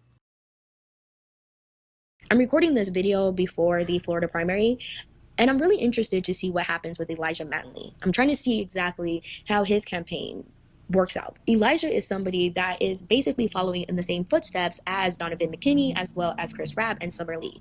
I'm also interested in this candidate named Angie Nixon, a black woman that's running as a progressive in Florida as well. I want to go ahead and just bring forth a comment that somebody left that kind of ties into what I'm talking about in regards to the DSA and the insurgent left needing to actually work with organizers within the South. According to this commenter, the DSA doesn't have a black voter problem. They instead have a trust issue problem. Like, black voters are not tied at the hip to the Democratic Party just because they love fucking Chuck Schumer. Like, black voters are in connection with the Democratic establishment because the Democratic establishment has been a useful tool for them. One of the main reasons why Donovan McKinney was able to win his race is because he was already connected to the community that he was set to represent. He emphasized his connections with the black community. He is of the black community. I know it may sound like a shocker to a lot of people, but by speaking to black voters, DSA candidates will most likely strengthen their support with black voters. It's like 1 + 1 = 2. 2 + 2 = knock some fucking doors. Instead of being afraid of South Carolina and buying into this idea that progressives are inherently fucked because the 2028 primary is going to start off in South Carolina, leftists and DSA candidates started working alongside organizations like Black Voters Matter and sending DSA organizers down to the South on behalf of Freedom Summer to register black voters, if not for this election, for the next election, because that allows for the DSA to work alongside one of the most important organizations that is currently on the ground right now when it comes to civic engagement, working alongside black leftists to actually engage with the community, organizers to sit down and sit within the community so they themselves can actually build a sense of trust. Zora Mamdani, send me my check, yo. And in most circles, DSA and other organizations are most likely already doing stuff like this, but this needs to be nationalized and this needs to be talked about more, because as I would argue, the black voter base might actually be the DSA's base. But because the broader American left has decided to buy into woke 1.0 right-wing framing, a lot of them are leaving this base behind. I don't want to ever give credit to Candace Owens, but Candace's initial theory that black voters are taken advantage of by the Democratic establishment is not inherently wrong. What is wrong is her solution to the problem. What's wrong about her analysis is the bootlicking and the white MAGA ass kissing that she constantly has to do in order to have any type of proximity to power. So I would argue that instead of looking at MAGA because what the fuck, ew, that black voters instead could use their power and their leverage intra-party wise by leveraging both the DSA versus the Democratic establishment. So in the most realpolitik manner of this, the DSA benefits from black voters benefit. This is something that we're already doing, though, because for the longest time, seniority politics has designed this rot within the Democratic Party's institutions, and the Congressional Black Caucus has played a formative role in this. Okay. And yes, when I say we, I mean like DSA candidates are literally allowing young black politicians, young black activists and organizers to actually go in and sidestep the seniority initiative. This is huge. That's why I said it's going to take some time. But yeah, Maylot Quiros in Denver, Daria Liza. In some respects, even Chris Rabb, Donovan McKinney as well. Like these are, well, Donovan McKinney is a little bit more traditional of a route, and I would say Chris Rabb is a more traditional route as well. But even then, it's like they are not playing by the rules. Whereas the CBC demands that everyone play by the rules. Wait your turn. Work through the process, work through the system, and then we'll give you a nod when your time comes. This is a huge opportunity of leverage and boosting for dynamic young black candidates, and DSA is that platform for them. But it'll take some time for people to come to terms with that reality. You know what I mean? Benefit from the DSA. So therefore, if the DSA wants to build a broad-based multicultural coalition to take down fascism, if they want to actually live up to the ideas of pluralism, they need to knock on some doors in the South. One of my biggest fears is that because the left refuses to understand the importance of a broad-based multicultural coalition in practice and not just in theory, we are going to most likely run into a lot of the same issues that the broader left has ran into in the past. Like while growing up as a kid, I rarely heard about FDR. And that was kind of confusing to me because if you think of FDR, he is a huge progressive icon, basically gave us all of these impeccable social initiatives. But as a kid, I hardly heard about him. And after reading Ta-Nehisi Coates' article, The Case for Reparations, it made sense to me why growing up, I rarely heard of this progressive icon. In his piece, The Case for Reparations, Ta-Nehisi Coates cites work from historian Ira Katz-Nelson for his 2005 book, When Affirmative Action Was White. The book specifically focused on key programs that were passed from the 1930s through the 1940s. So FDR's New Deal argues that these initiatives were intentionally designed to benefit white Americans while excluding black Americans. Ta-Nehisi Coates argues in The Case for Reparations, because these initiatives were built on top of the Jim Crow South, came at a time where black people were existing in a system of apartheid within the South. A lot of them did not have access to these initiatives. I make this case to say that class reductionism, specifically when it comes to the progressive left in America, has reared its ugly head before. This commenter points out, I'm for the DSA, but a lot of them seem to think we can build an economic platform without confronting racism. A large portion of this country would rather it burn than minorities get their tax dollars. If you know the history of FDR, you know how economics that don't address race turn out. Because I care about progressive policies and because I care about progressive populism, I want the DSA to win. But if the broader American left refuses to address the obvious elephant in the room because it's too hard or because Marx never wrote a book on racism, y'all are going to be fucked. Due to class reductionism, a lot of black voters are more inclined to align themselves with the Democratic establishment because even though it may just be lip service, at least some liberals are not pushing this very childlike view of American politics that has nothing to do with race and only has to focus on our class differences. Because, may I ask, after the class war, what happens if somebody calls me a nigger? 2024 taught me a lot of things. And one of the main things it taught me was to listen to the different subgroups within our coalition and to not downplay their rightful concerns about issues that they're having that are impacting them. And I'm afraid that some of the conversations that I'm seeing around this specific issue makes it seem as though that a lot of us did not learn the lessons of 2024, and that some individuals within the insurgent left are basically willing to repeat the same exact communication issues that we saw with Harris and the same standoffish approach that certain people within the Harris coalition had towards the issue of Gaza. Good luck, America. Hasan Piker, you know this guy? And I don't follow these nuts on social media very much. I just don't have time to do it. But this guy Piker, he caused some trouble. And if you haven't seen him, roll the tape. This is so insane. America deserved 9/11. Dude, I'm not listening to Bill O'Reilly. A majority of the Democrats' far-left Senate nominees do not support Minority Leader Chuck Schumer. There's speculation AOC could challenge Schumer in the 2028 primaries. But now bettors are predicting she may be the Democrats' presidential nominee. So the DSA may turn to radical New York City Council member AOC to oust Schumer. He's forcefully criticized the Minority Leader, has the support of Hasan Piker, and is no stranger to posting far-left cringe on social media. Did you know that some of Bed-Stuy and Crown Heights streets are named after slave owners? Well, I'm on a mission to change that. Do you love the snow? Do you have a zest for manual labor and being cold? I gotta get out of New York City. Wait, I'm not wealthy, nor are the wealthy leaving New York City. All right, David, we're glad to have you on the show to get your economic perspective and your overall perspective on all of this and these DSA socialist candidates. You know, a lot of them seem to be birthed right here in New York City, as we're seeing with Mamdani and many others, but it's not isolated to New York City, and it's not isolated to blue cities or blue states either. And as much as they want to come for conservatives and President Trump, it seems like the first person on their target list is Chuck Schumer and perhaps Hakeem Jeffries. Let's talk about Chuck Schumer first, because I'm going to use some fancy words, but his obsequiousness, his unctuousness, his toe-curling, painful fawning of El Sayed the other day was just extraordinary. I wish we could have put that up, but he was just like, I mean, he knows El Sayed hates him. He knows I know El Sayed says he's not DSA, but he essentially is. He follows all of their policies. He wants to rip up the Constitution, et cetera, just like the rest of them. But for him to say how wonderful El Sayed is, knowing that El Sayed would love it if he ends his period in the Senate, at least his period as the leader in the Senate. So he's screwed either way. If the DAS wins, they're going to kick him out as the leader, form a majority of Democrats to kick him out as the leader.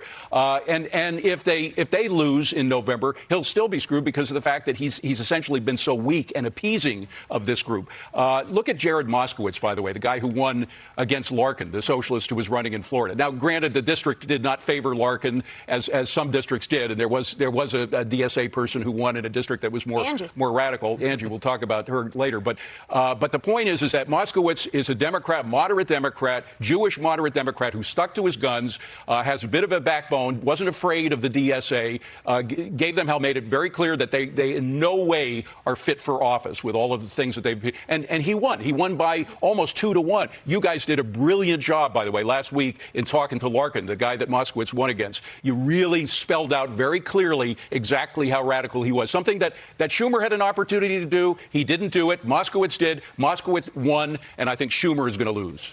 Well, that's the discussion that's going to be had in the Democrat Party. I'd love to be on the fly on the wall for those discussions. The Democrats are probably missing the leadership of Nancy Pelosi, I would assume. She was able to keep the squad at bay to some extent. It was a different time. It was a different time, but she also ruled with an iron fist, and you don't have that so much on the Democrat side anymore.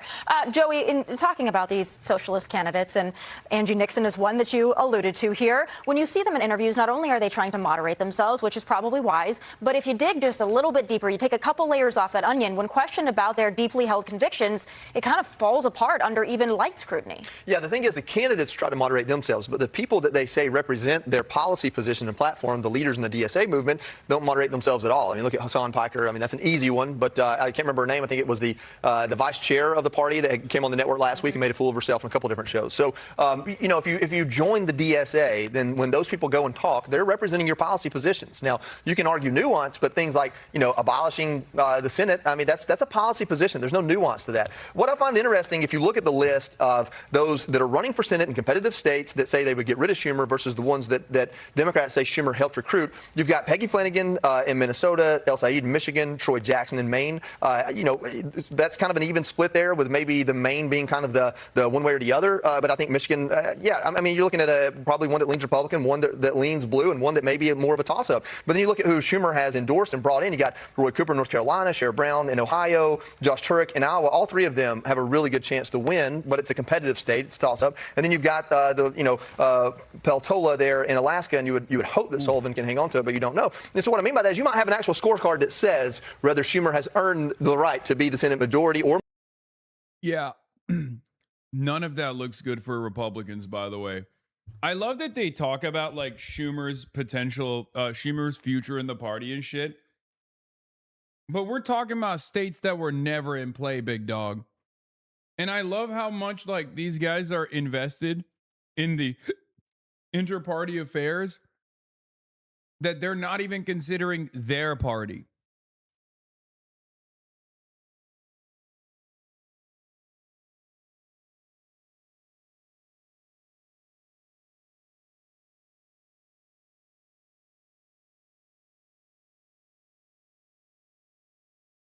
Minority leader at the end of this, based on how those candidates do. The battle lines have essentially been drawn.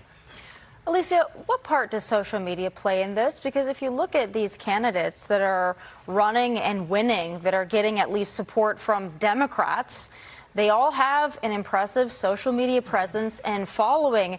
Has it become a time in the Democrat Party where your follower count and your engagement algorithm actually matter more than your track record or even your fundraising? Well, the DSA is taking up all the oxygen in the room for Democrats, and they can't get a word in edgewise when it comes to any semblance of logic that they can cobble together, because they're still trying to figure out in 2026 who they are after they got stomped on in 2024. So, yes, I think social media plays a very large part. I feel like the Democrats they're fighting amongst themselves. The DSA is not the Democratic Party. There are members of the Democratic Party who say that, but then there's some of them are scared to say that out loud.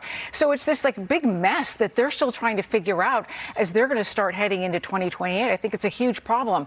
But I'm also, to pick up on something Joey said, when we're talking about the DSA and statewide races, they are not a proven entity just yet. And what that means for the Senate will be more important, because if Chuck Schumer is able to pull some people across the line and that number outscores the DSA in any significant way, that will matter.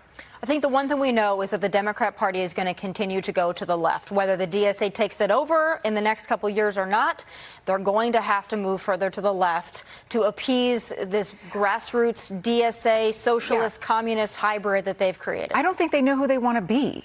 They want to be who's popular, and whatever that means, then they're willing to do it. And so, Alicia, I would say that they know exactly who they want to be. They just don't want to be honest about it. Yeah, communism is popular, I guess. Isn't that what this implies, by the way? Also, it is very funny that these guys are now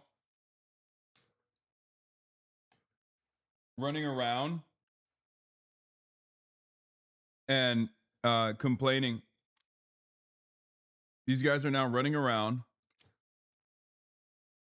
and complaining that the DNC doesn't have the same level of influence over the base of support. Like, you're a Republican media operation. Why do you care about whether the DNC has lost its mojo or not? Like, they're defending Chuck Schumer's honor. It's very funny. Which is why I always say at least the DSA candidates tell you exactly what they want to do, because I think if a lot of these Democrats were honest, they want mostly the exact same things down the list. They're just not brave enough to say it out loud. By the way, that list also includes, we should forget, getting rid of the military. Getting rid of the defense of the United States, defund the Pentagon. I mean, you know, come on, folks. It's not just defund the police. Defund America. That's their platform. Defund America, but fund those at the top, right? And not those at the top that they often say that they're against. Those at the top is in the reigning class. Yeah. That's how socialism and communism works. All right. Be sure to like and subscribe for all the Fox News latest on YouTube. I love that their argument always is like, the argument always turns into, you know, what they want to do is basically, and then they end up describing the current existing system. It's always like that. Oh, look at these fucking DSA goons. They want to do communism, which, as everybody knows, is when the super wealthy make more money and the poor get fucked over. And it's like, yeah, that's the current situation, man. That's kind of the reason why these guys are growing in popularity, don't you think?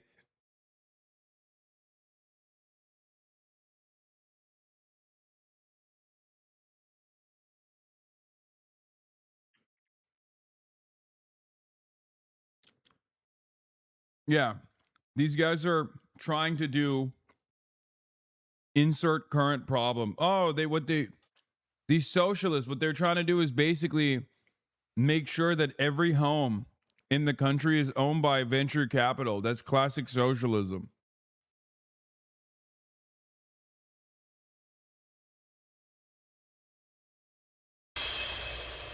Welcome back. Joining me now is Democratic Senator Chris Van Hollen of Maryland. Senator Van Hollen, welcome back to Meet the Press. Kristen, great to be with you. It's great to have you here in person. Thank you so much. Let's dive into the primaries. Angie Nixon, a member of the Democratic Socialists of America, scored an upset win in Florida, as you know, this week. It comes after progressive Abdul Al-Sayed, who we were just talking about, narrowly won in Michigan. You, of course, used to run the Democratic Senate campaign arm. Do you believe Democrats are making an already tough Senate map more difficult by electing candidates who are part of the left wing? No, I don't. First of all, Democrats are absolutely united in recognizing that President Trump is a threat to our economy and a threat to our democracy. What you're seeing is a churning, a debate within the Democratic Party that's more focused on what the Democratic Party needs to stand for in 2028. And I don't think this is left versus right. I think this is the top 1% that is rigging the economy in their favor at the expense of everybody else. So these are economic populists. And the debate within the Democratic Party is going to be healthy going forward. In this midterm, it's a referendum on Donald Trump. I listened to Senator Scott. He wanted to talk about Joe Biden. He did not want to talk about Trump. He talked about affordability. Let's remind people that Donald Trump said that the affordability crisis was, quote, a hoax, and broke his promise to focus on bringing down prices and keep us out of wars. He's done the opposite. Well, let's delve a little deeper into this debate that you referenced inside the Democratic Party. Florida Congressman Jared Moskowitz fended off a DSA-backed challenger in his district, and he's taking a very different view of Democratic Socialists of America. Here's what he said about DSA members likely to join Congress. It's so funny to go to Chris Van Hollen, who is a very well-respected senator, and then being like, hey, what do you think about this like 2-term incumbent in one of the more conservative districts in the fucking country that will never vote for a Democrat? Like, Chris Van Hollen has a lot more power within the fucking Democratic Party than Jared Moskowitz does. The fact that you're like, you might as well bring me up to Chris Van Hollen than fucking Jared Moskowitz, because neither of us are relevant in the power center of the Democratic Party, okay?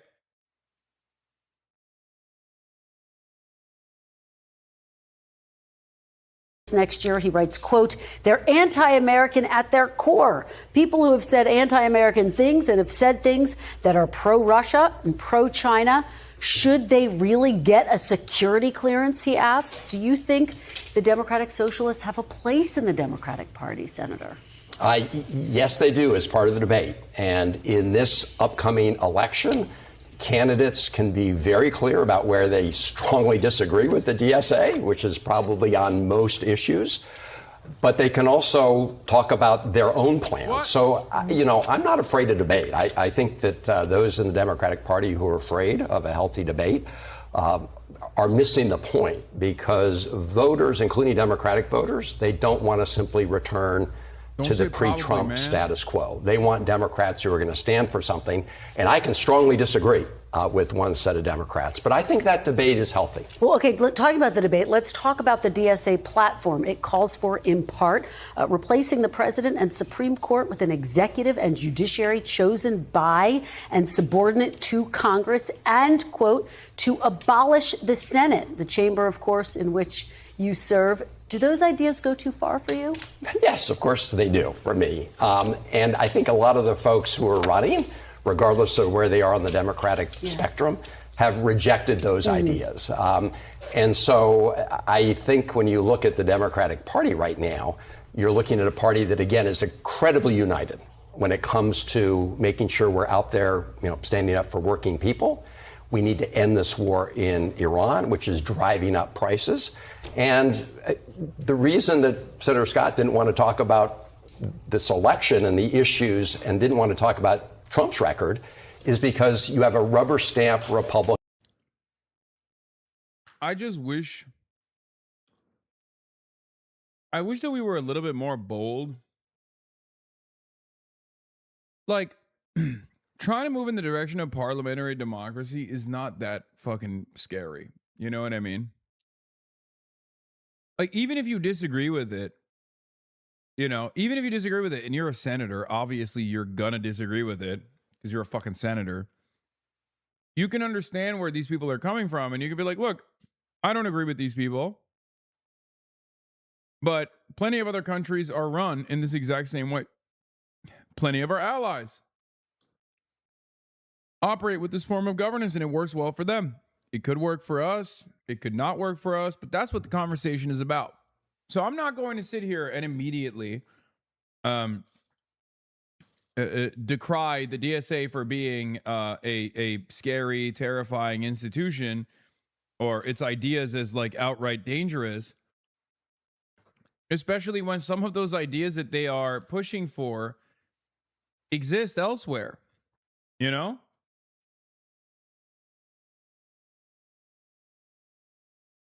Republican Senate and rubber stamp Republican candidates who simply want to do Donald Trump's bidding. And very quickly, would you accept an endorsement by the DSA?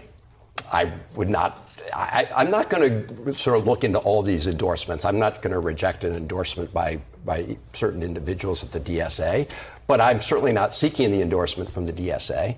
And I do think, Kristen, that this whole debate is an effort by Republicans, as you heard from Senator Scott, to try to reduce, the turnout for Democrats. I don't think it's going to work because at the end of the day, what unites Democrats is economic pop. I don't believe they care about having a Senate as much as they pretend to.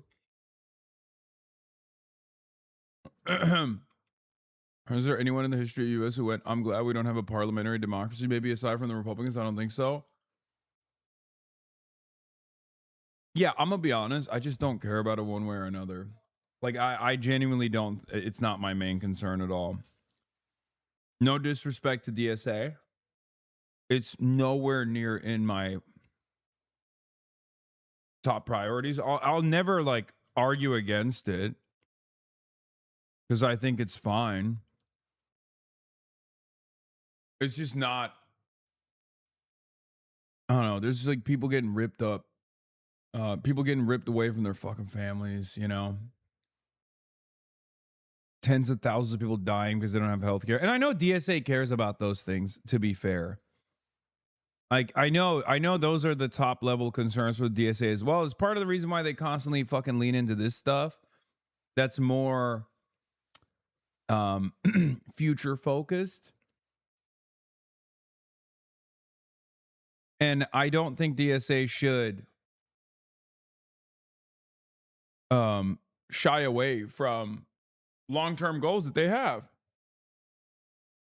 Because the Democratic Socialists of America is not a Democratic Party PR operation. And if that was what they're doing, if DSA was only focusing on election victories, then it would turn into that. It would be just that. So I think the current balance of the DSA, having DSA right that cares about elections, having DSA left that cares about advancing socialism beyond simply immediate election victories, that's a good balance to strike.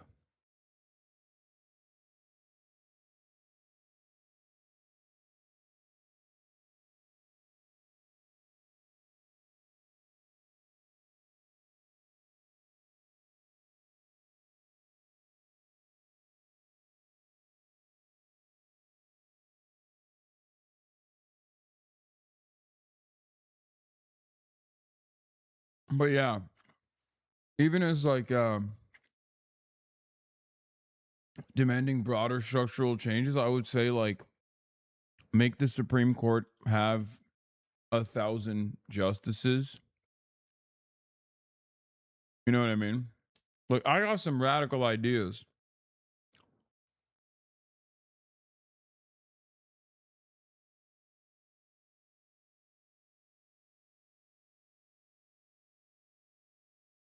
Yeah, 99 Supreme Court justices.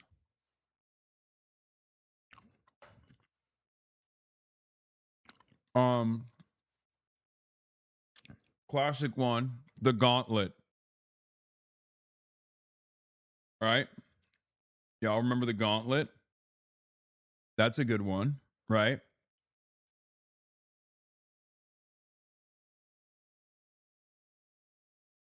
If any candidate in any district is at a net negative approval rating, the people elect a champion to engage in the act of fisticuff against the elected representative. This is a process known as the gauntlet. I've been a major advocate for this. I feel like now that now that I have a lot more attention from the national media, I think it's time for me to put forth my DSA style platform.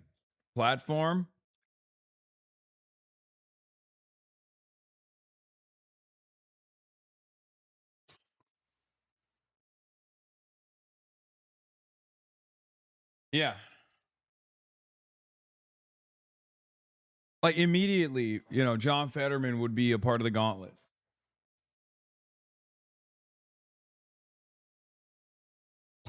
And we hosted in front of the White House? No, my argument was we hosted on the Senate floor. Or the floor of the House. The House of Representatives, like depending. Like I would put you know how they have the floor? I would create a process in which there's like a specific, I would create a specific ring. And yes, I would, of course, film it on C-SPAN. That would also bring a lot more attention to politics and a lot more attention to C-SPAN. Populism, standing up for working people. Well, one of the big issues that has emerged, I was talking about this with Senator Scott as well, data centers. Cowards don't want it to happen. It's fucked up. There's obviously a major issue in battleground. A majority of the Democrats' far-left Senate nominees. Wait, what the fuck? What the hell just happened? All right, let's talk about U.S.-Canada now. Neighbors are at a new modern high as President Trump imposes 50% tariffs on a variety of Canadian imports. The talks collapsing late Friday, the Canadians walking out of negotiations with the U.S. We cannot accept what they've offered, and we will not give what they've asked. The Trump administration pointing to bans on the sale of U.S. alcohol in Canada, along with protections for Canadian dairy farmers. We're moving forward with measures that respond to Canadian retaliation. North of the border, leaders are rallying around the Maple Leaf and blasting President Trump. He can't be trusted. Simple as that. He changes the deal. He keeps moving the goalpost. The new U.S. tariffs will touch on just 5% of the Canadian goods that come south, but the list of affected products ranges from Canadian beer and whiskey to hockey sticks, furniture, textiles, and building supplies like cement. American importers will now have to pay a 50% levy to bring those items across the border, and their added costs are likely to be passed on to consumers. President Trump has said tariff is one of his favorite words, and earlier this month he said this about America's northern neighbors. Canada's nasty. They are. They're nasty. People think Canada, they're nasty. People, I love the people, but they're nasty. Nasty leadership. Canada's prime minister now vowing to fight back. Canada will match Washington's new tariffs dollar for dollar in order to protect Canadian workers, farmers, families, and businesses. Section 338 of the Smoot-Hawley Act, passed at the height of the Great Depression, allows the president to impose tariffs on imports from any country that he finds has discriminated against American commerce.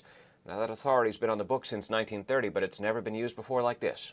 Gio? All right, Stephen Portnoy, thank you so much. Donald Trump in the last half hour at the Freedom 250 Grand Prix in D.C. He then went on to do a lap in the Beast while the world deals with petrol prices up because of his war with Iran.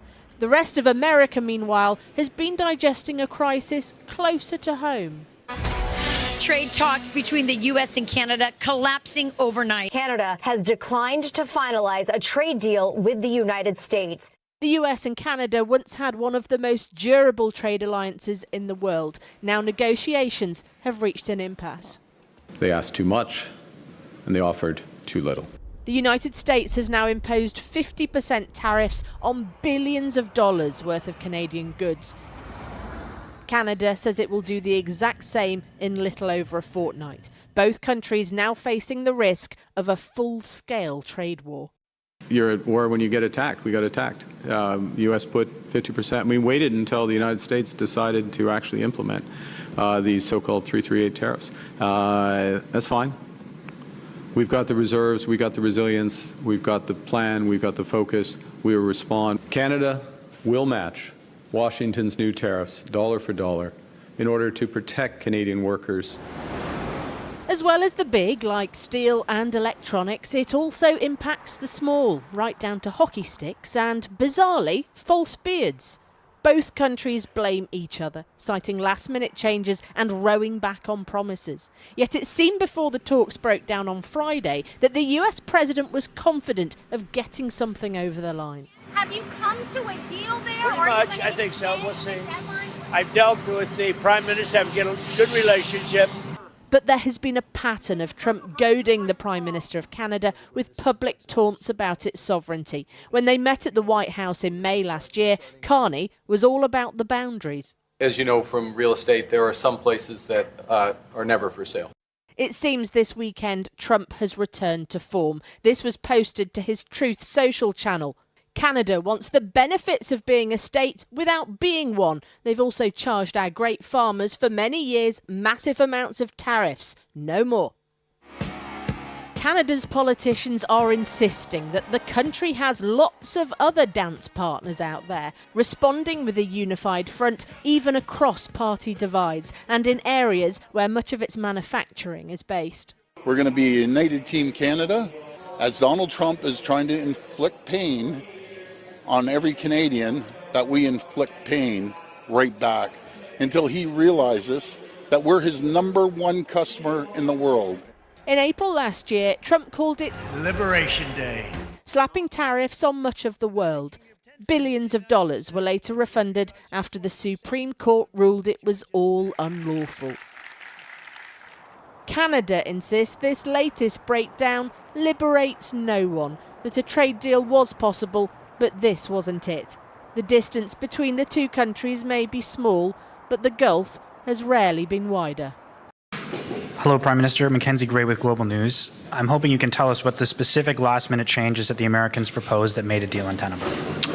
Thank you for the question. Look, I would say two things. One is there are some specifics, and I'll give you some examples, but it was also a cumulative aspect, as I mentioned in my remarks, about the willingness dans l'ensemble in total to enter into a true economic partnership.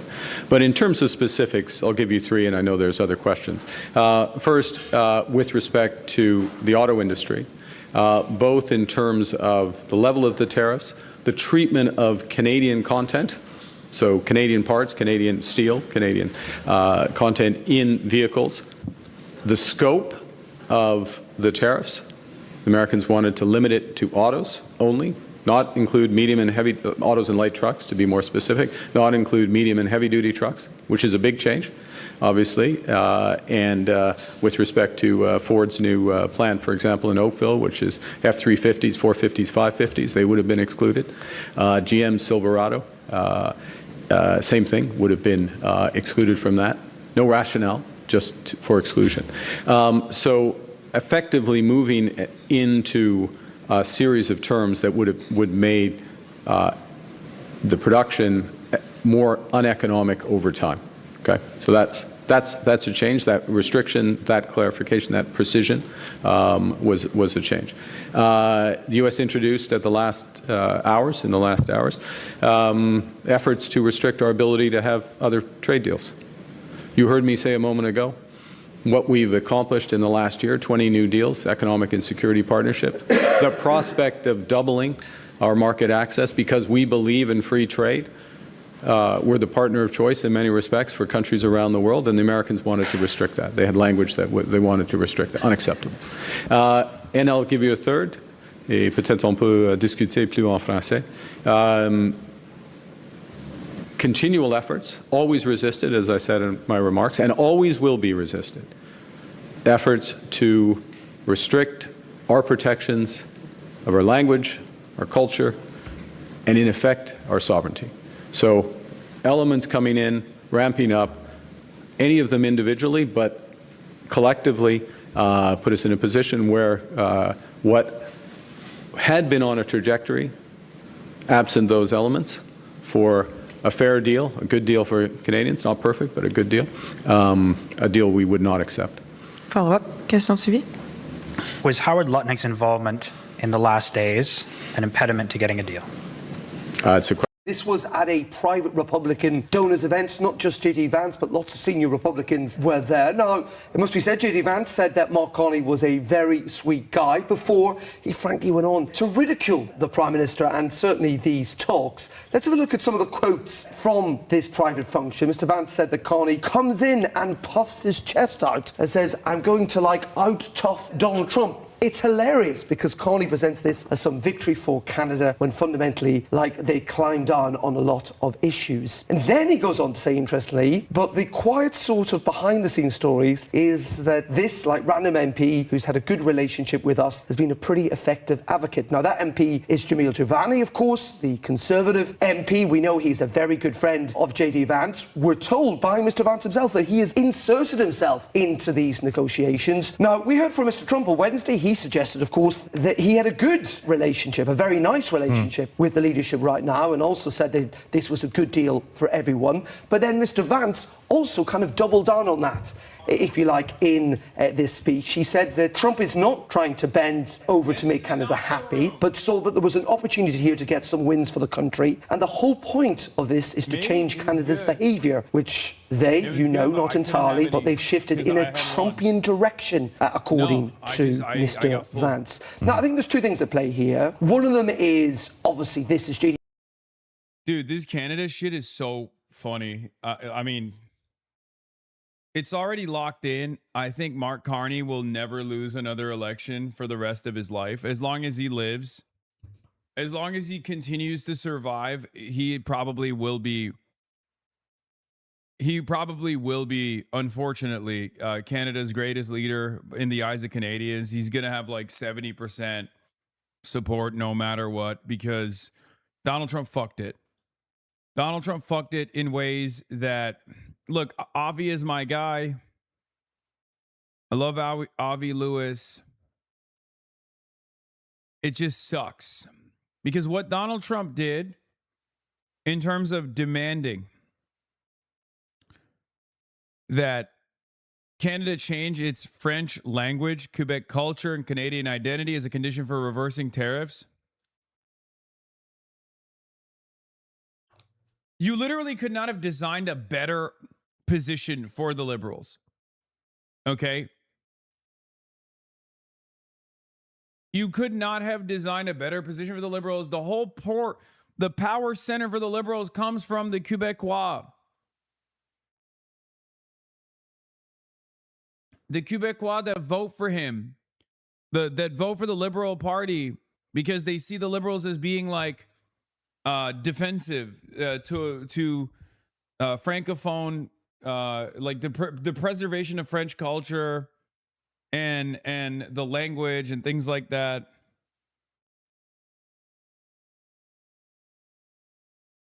%30 of the seats in Parliament are GC.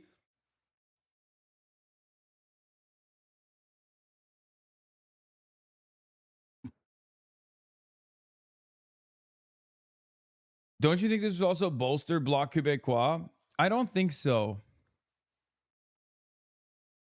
The only reason why I say that is because, I mean, look, every time, for the record, anytime Trump attacks Canada, Mark Carney wins.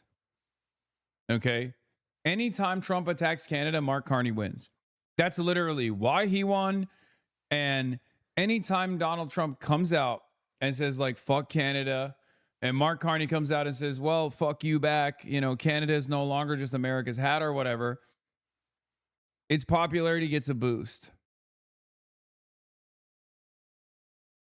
Portland Chud agitators trying to harass you tonight, maybe streaming from crowd. Good to know. Thank you. I forgot that there's a lot of Chuds in Portland. I mean, they'll just get kicked out if they try to do some shit.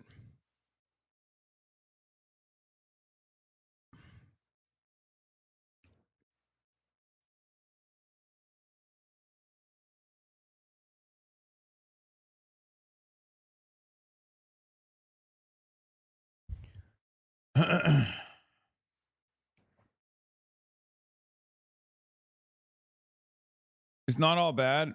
At current polling, the NDP is posed to overtake the Conservative Party as the opposition party in the House so they can actually push for better left legislation with the Libs hoping. Not sure if Carney will go with it, but still.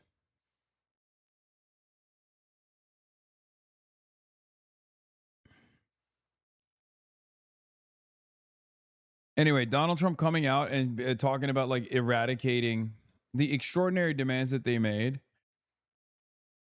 Summary of the key demands in the 2026 Canada-U.S. trade negotiations. Were totally ridiculous. Veto over strategic infrastructure partnerships, preemptive trade restrictions on non-U.S. nations, mandates forcing Canada to match U.S. sanctions, export controls. It just entirely removes Canadian sovereignty from the process. And by way of tariffs, Donald Trump thought he could do a de facto annexation of Canada, I guess. And yeah, obviously Canada's going to say no to that. It's ridiculous. Why would anybody say yes to that? So now it's not happening. Evans talking to a private Republican event, so he is essentially boasting about this deal in a political way. I mean, at the end of the day, the Americans are trying to convince the other Americans that this is a good deal. So it's quite difficult to work out how much this is domestic posturing versus what the reality might actually be. I'm going to go through why we're walking away from a bad deal and what comes next. Okay. Good morning, everyone. Bonjour tout le monde. You're at war when you get attacked. We got attacked.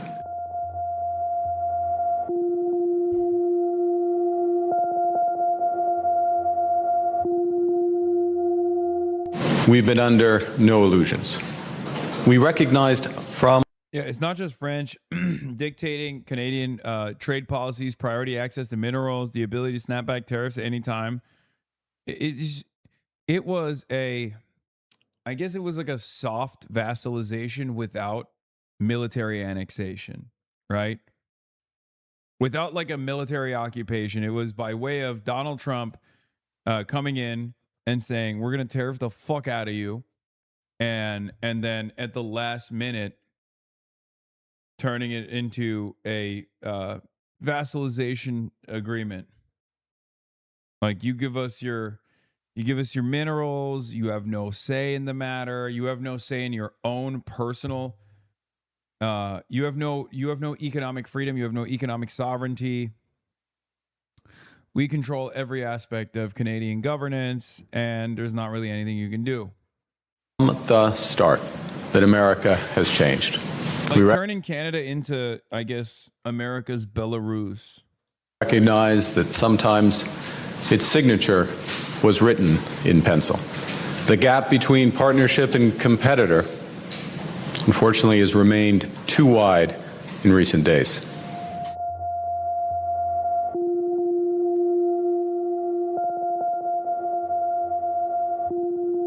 The U.S. will now impose a 50% tariff on many Canadian goods, and Canada will impose retaliatory tariffs. Let me be clear. We take this step reluctantly. Reluctantly because we recognize that some of these measures will raise costs. And then classic, just like with Iran, just like with everything else, a U.S. trade official claimed Canada made new demands late in the process before declining to agree to the deal. And it's ironic because, of course, the truth is the exact opposite. Would you be shocked to find out that this is projection? It was actually us. We were the ones who added ridiculous conditions in the last hour.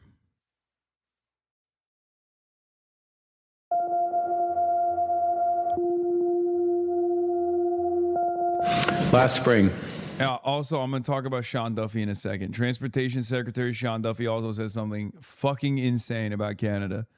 I warned that America is trying to break us so they can own us.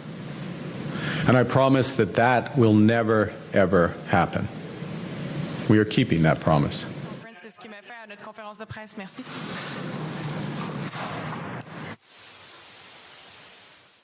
Hey everyone, it's been a minute since I... So, where was it? Yeah, Transport Secretary Sean Duffy on Fox News on Canada Trade Talk said, it's a country that doesn't have a military. I think you're going to see Mark Carney come to the table very, very quickly.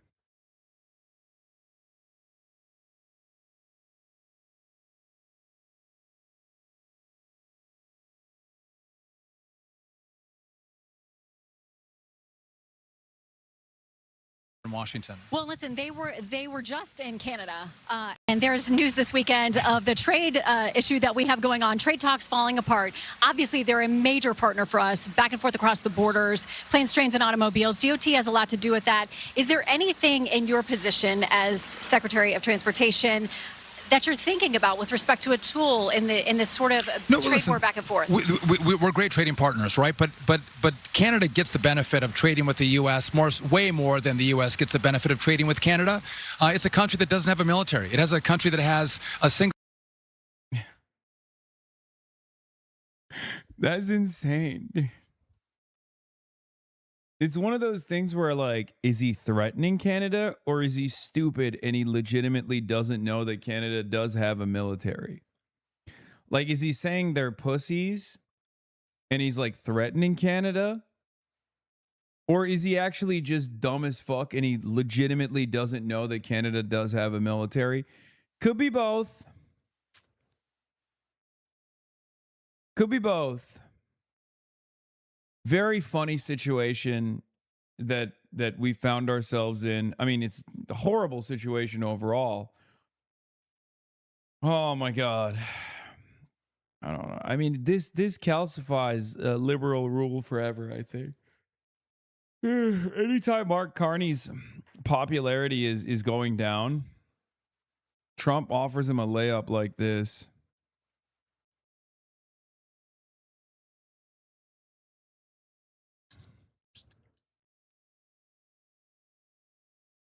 Payer healthcare system that's failing.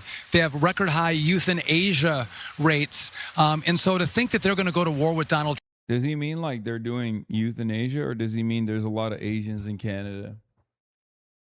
Again, many questions for Sean Duffy. Because he put a pause between youth in Asia. You never know. Trump and actually win that war with the U.S. I think it's foolish on their part. In Washington. Well, listen, they were just in Canada, and there's.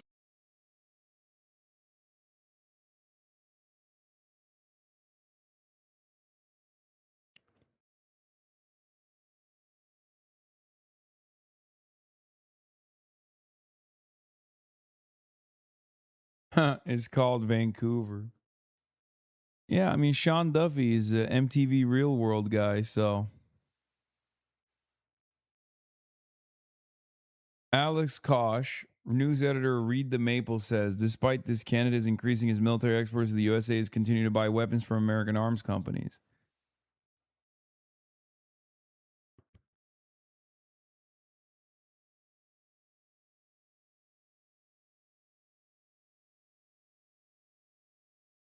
I meant Duffy had to say Canada has no military. Yeah.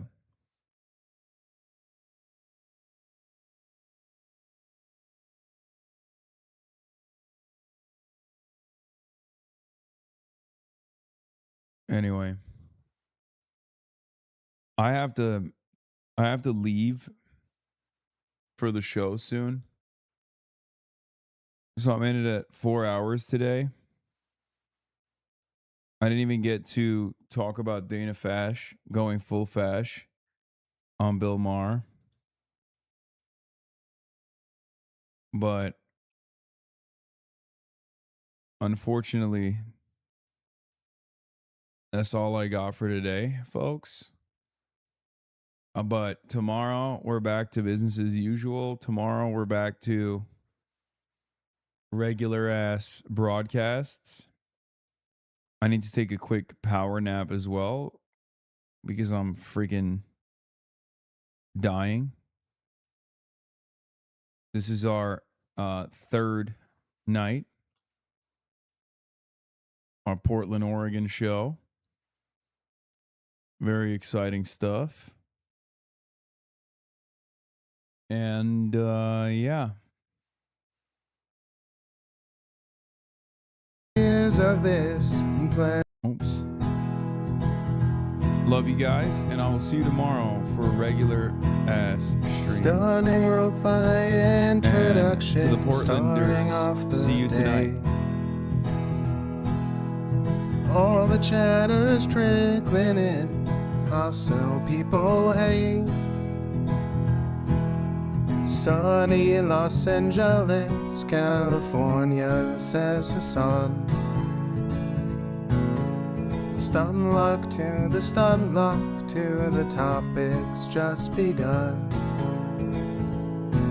'Cause there he is again. Hassan is streaming. Hassan is streaming. There it is again. Hassan is streaming. Hassan is streaming. Reviewing a Chinese train, telling Kyle place. Sun and Asmin chatter loves, giving grinning's grace. Zoran winning NYC, woke two back with the force. The Rogan of the left, to me a dumb himbo still of course. The Charlie Kirk assassination, the Fear and Online show. 8 full fucking years of this, and plenty more to go. Doing fun stuff tomorrow, throw PBS up on the screen. A man-made horror reaction brought to you by this life's dream. 'Cause there he is again, Hassan is streaming. Hassan is streaming. There he is again, Hassan is streaming. Hassan is streaming. Kicked out of the DNC, IRL with March the Goat.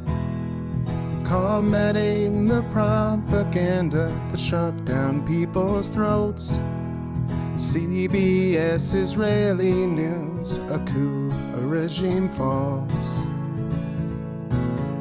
A full-blown fascist takeover, and still the duty calls. Total radicalization coming out to see.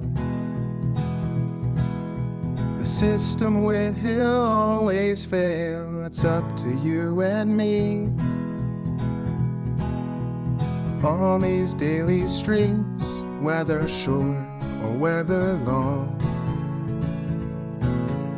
have helped millions of people keep it moving right along. 'Cause there he is again, Hassan is streaming. Hassan is streaming. There he is again, Hassan is streaming. Hassan is streaming.